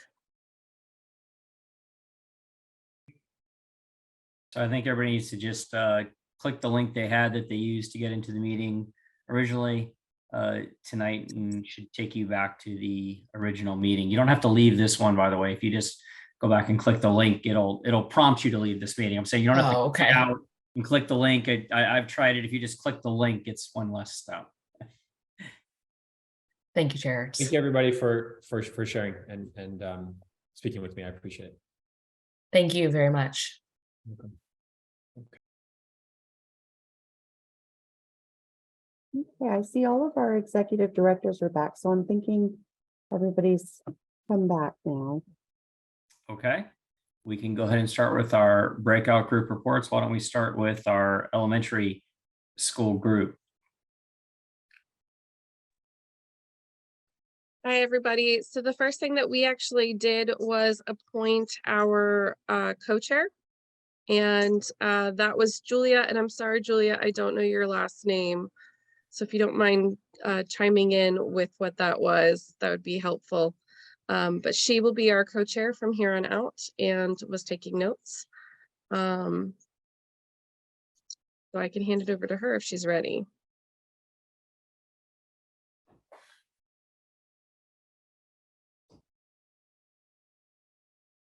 Okay. So, well, what we talked about, we spent a good, I don't know, 20 minutes or so filling in the jam boards and ranking our top priorities. The very clear top priority from our survey was the retaining of highly qualified teachers. Our next big one was, I believe, and Dr. Savage, please correct me if I'm wrong, because you have the information here, but it was providing engaging classroom instruction. Is that correct? That's right. All right, great. And then I believe the third one was that graduation rates? Equitable learning environments, equitable learning. Thank you. We didn't get to talk about that one. Nope. Thank you. So we spent most of our time on those topics, or at least particularly the first two, discussing how even our group believes that in order to do any of the rest of them, we need to have retained those highly qualified teachers, because without them, they are the foundation essentially for the rest of the points.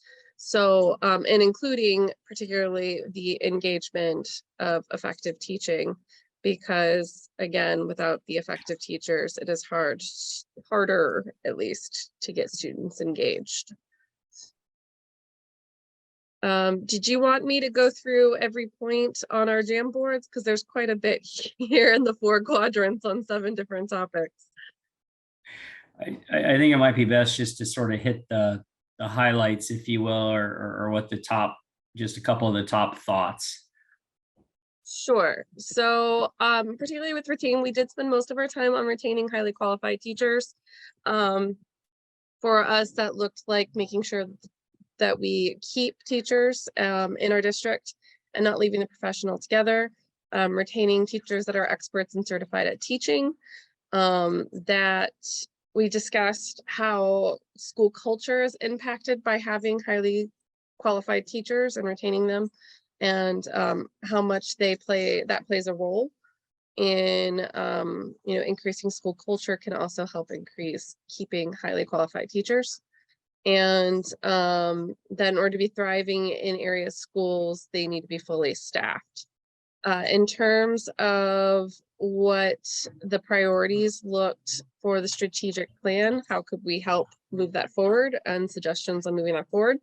Supporting teachers so they aren't overextended or burnt out as easily, which includes less demands, so that because the amount of stuff that teachers need to do that didn't exist from a few years ago has increased exponentially. Hiring outside professionals for teacher trainings, so I guess better trainings, and more incentives, more benefits, better health insurance. Pay came up multiple times, as well as those benefits. Allowing teachers to use their professional discretion in their classrooms without being told what and how to do things, and equitable compensation for those years of experience, years of teaching, being able to qualify for the district. There was concern that other school districts will accept the years of experience in other locations that don't count as freely here. So that was all the ways that we could see increases in retaining those highly qualified teachers. In terms of some challenges that we saw that might face those priorities would be budgetary constraints, that finding the right candidates that are highly qualified to fill those positions could be challenging, that public perception that may discourage people from becoming teachers to begin with in order to increase how many teachers we have. Organize finances and put teachers' pay first. District is sometimes disconnected from the reality, and so that is sometimes a challenge. More assistance for those teachers, finding that assistance can be challenging. Leadership at the school level, poor leadership. You know, I don't think it was said specifically like this, but people leave bosses, not jobs. So that is a huge concern for challenges. Vacancies, too many open positions, new schools opening without enough staff in our existing schools. Teachers are overwhelmed with not enough subs, student learning loss, requiring scaffolds, insufficient time, even non-monetary benefits. And then things that were particular to the school was increasing time that seasoned teachers can help new teachers. Increase the amount of time that seasoned teachers can help new teachers. Their plate is so full that when they have assistance, it may not be meaningful assistance, and so more meaningful assistance would be helpful. Teachers need more training as to how to manage discipline and must have a connection with their students to begin with.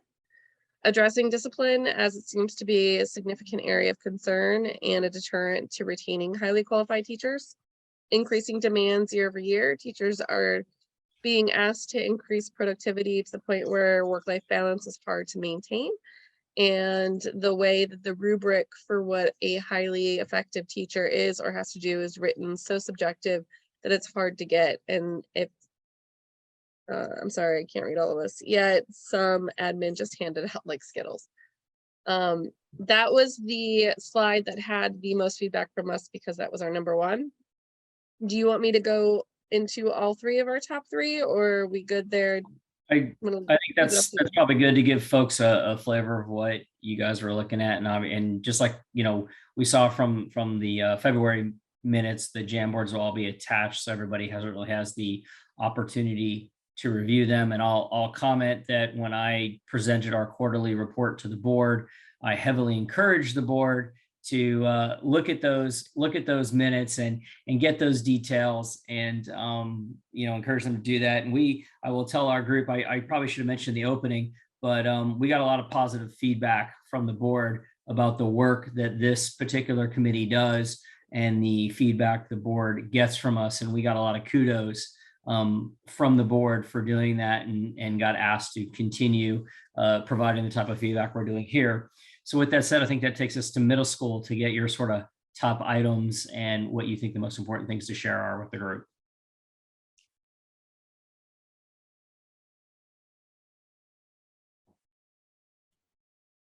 I can certainly frame our conversation, and I would defer to anyone else in the middle school group if you want to add any insight or clarity as well. Feel free to chime in. But our number one priority that we discussed as well was retaining highly qualified teachers. And so we spent the first part of our conversation focused there. And similar to the elementary group, just pulling up our Jamboard as well. But some notes that came up in terms of highly qualified teachers in terms of the middle school group were equitable compensation, increasing effectiveness of teacher professional development, and finding creative ways for educators to feel valued and appreciated across the district. Those were some of the thoughts that came up for our retaining highly qualified teachers. Would anyone else in our middle school group want to add any other insight for that number one priority for us?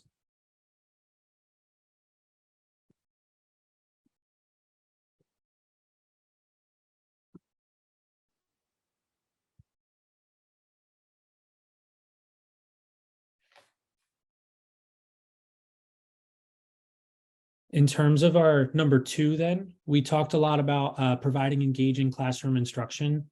That was our number two priority.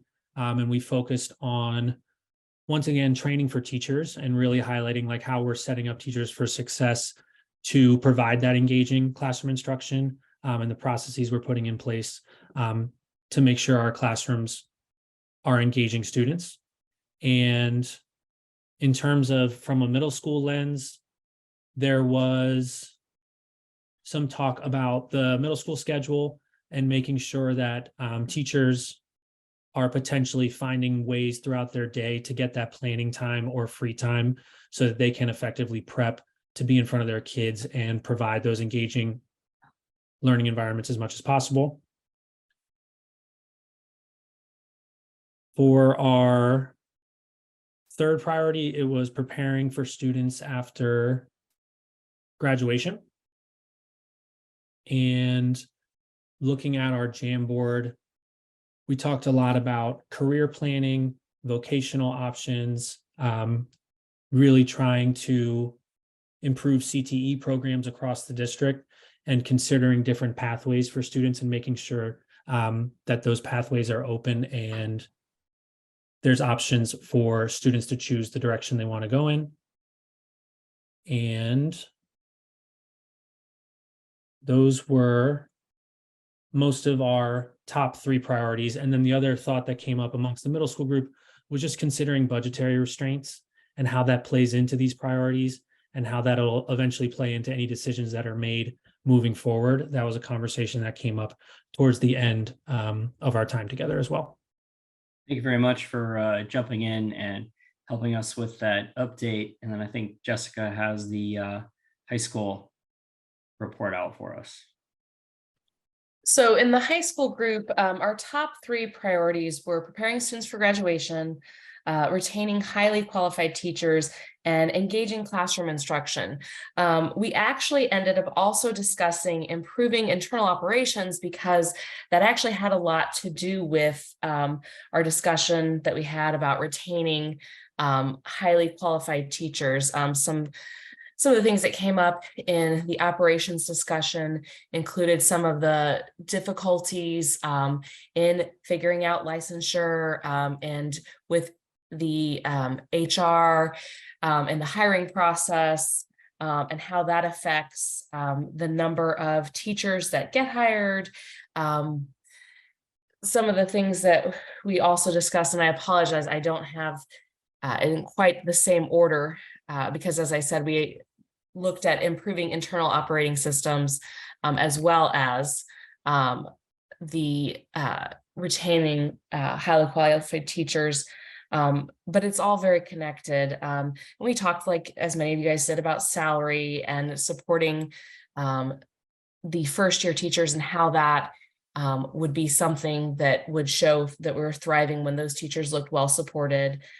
We also talked about some of the ways to move us forward would be to have, if we couldn't offer salary, other ways to offer the veteran teachers that recognition, because there is a lot of frustration with some veteran teachers that they are being paid comparably to some of the first year teachers. And we talked too, which kind of flows into preparing students for graduation, how the lack of some of these high-level teachers ends up causing some of the high-level classes to not be offered, and how in trying to retain teachers, we have to keep in mind that we are in competition with other schools and other districts. One of the big concerns, and it speaks not just to the retention of teachers, but also of guidance counselors, which was in our section on preparing students for graduation. we talked about how there aren't enough guidance counselors per student. And as a result, this can affect how well these students are prepared to graduate and go out into the world. So in our area of thriving, we'd offer lots of different courses, vocational, allowing some of the young parents offer elective courses to support them, making sure that we had better community engagement with internships and vocational opportunities, increasing vocational opportunities as well, or vocational programs at the different schools, which would help again with making sure that every student has a plan, whether it's college, career, or whatever, that would be the way we'd know that we're thriving, is every student leaves with a plan of what they're going to do. We talked about different career days. Well, actually, sorry, we didn't get a chance to talk about it, but looking at the Jamboard, different ideas for moving this forward would be different career days, making sure that those guidance counselors have that opportunity to meet with the students to make sure they're prepared for the next step, and maybe even talking and looking at FSW and how their system works, because one of the things that came up from the high school level that was kind of a specific challenge is that some of our students at the high school level had difficulties with accessing course materials that they needed to be successful in dual enrollment and other courses.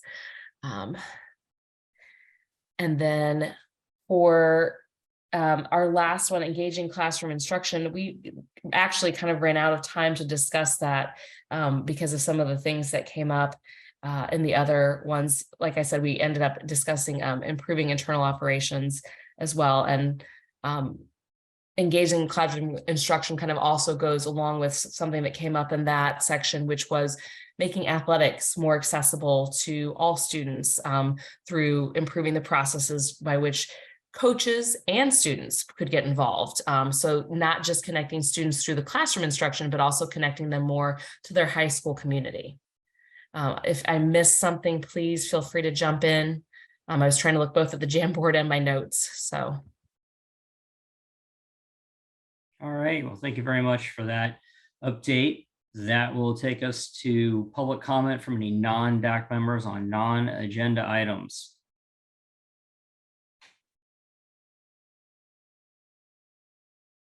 I'm not seeing anyone. Is there any DAC members who have anything they'd like to say for the good of the order?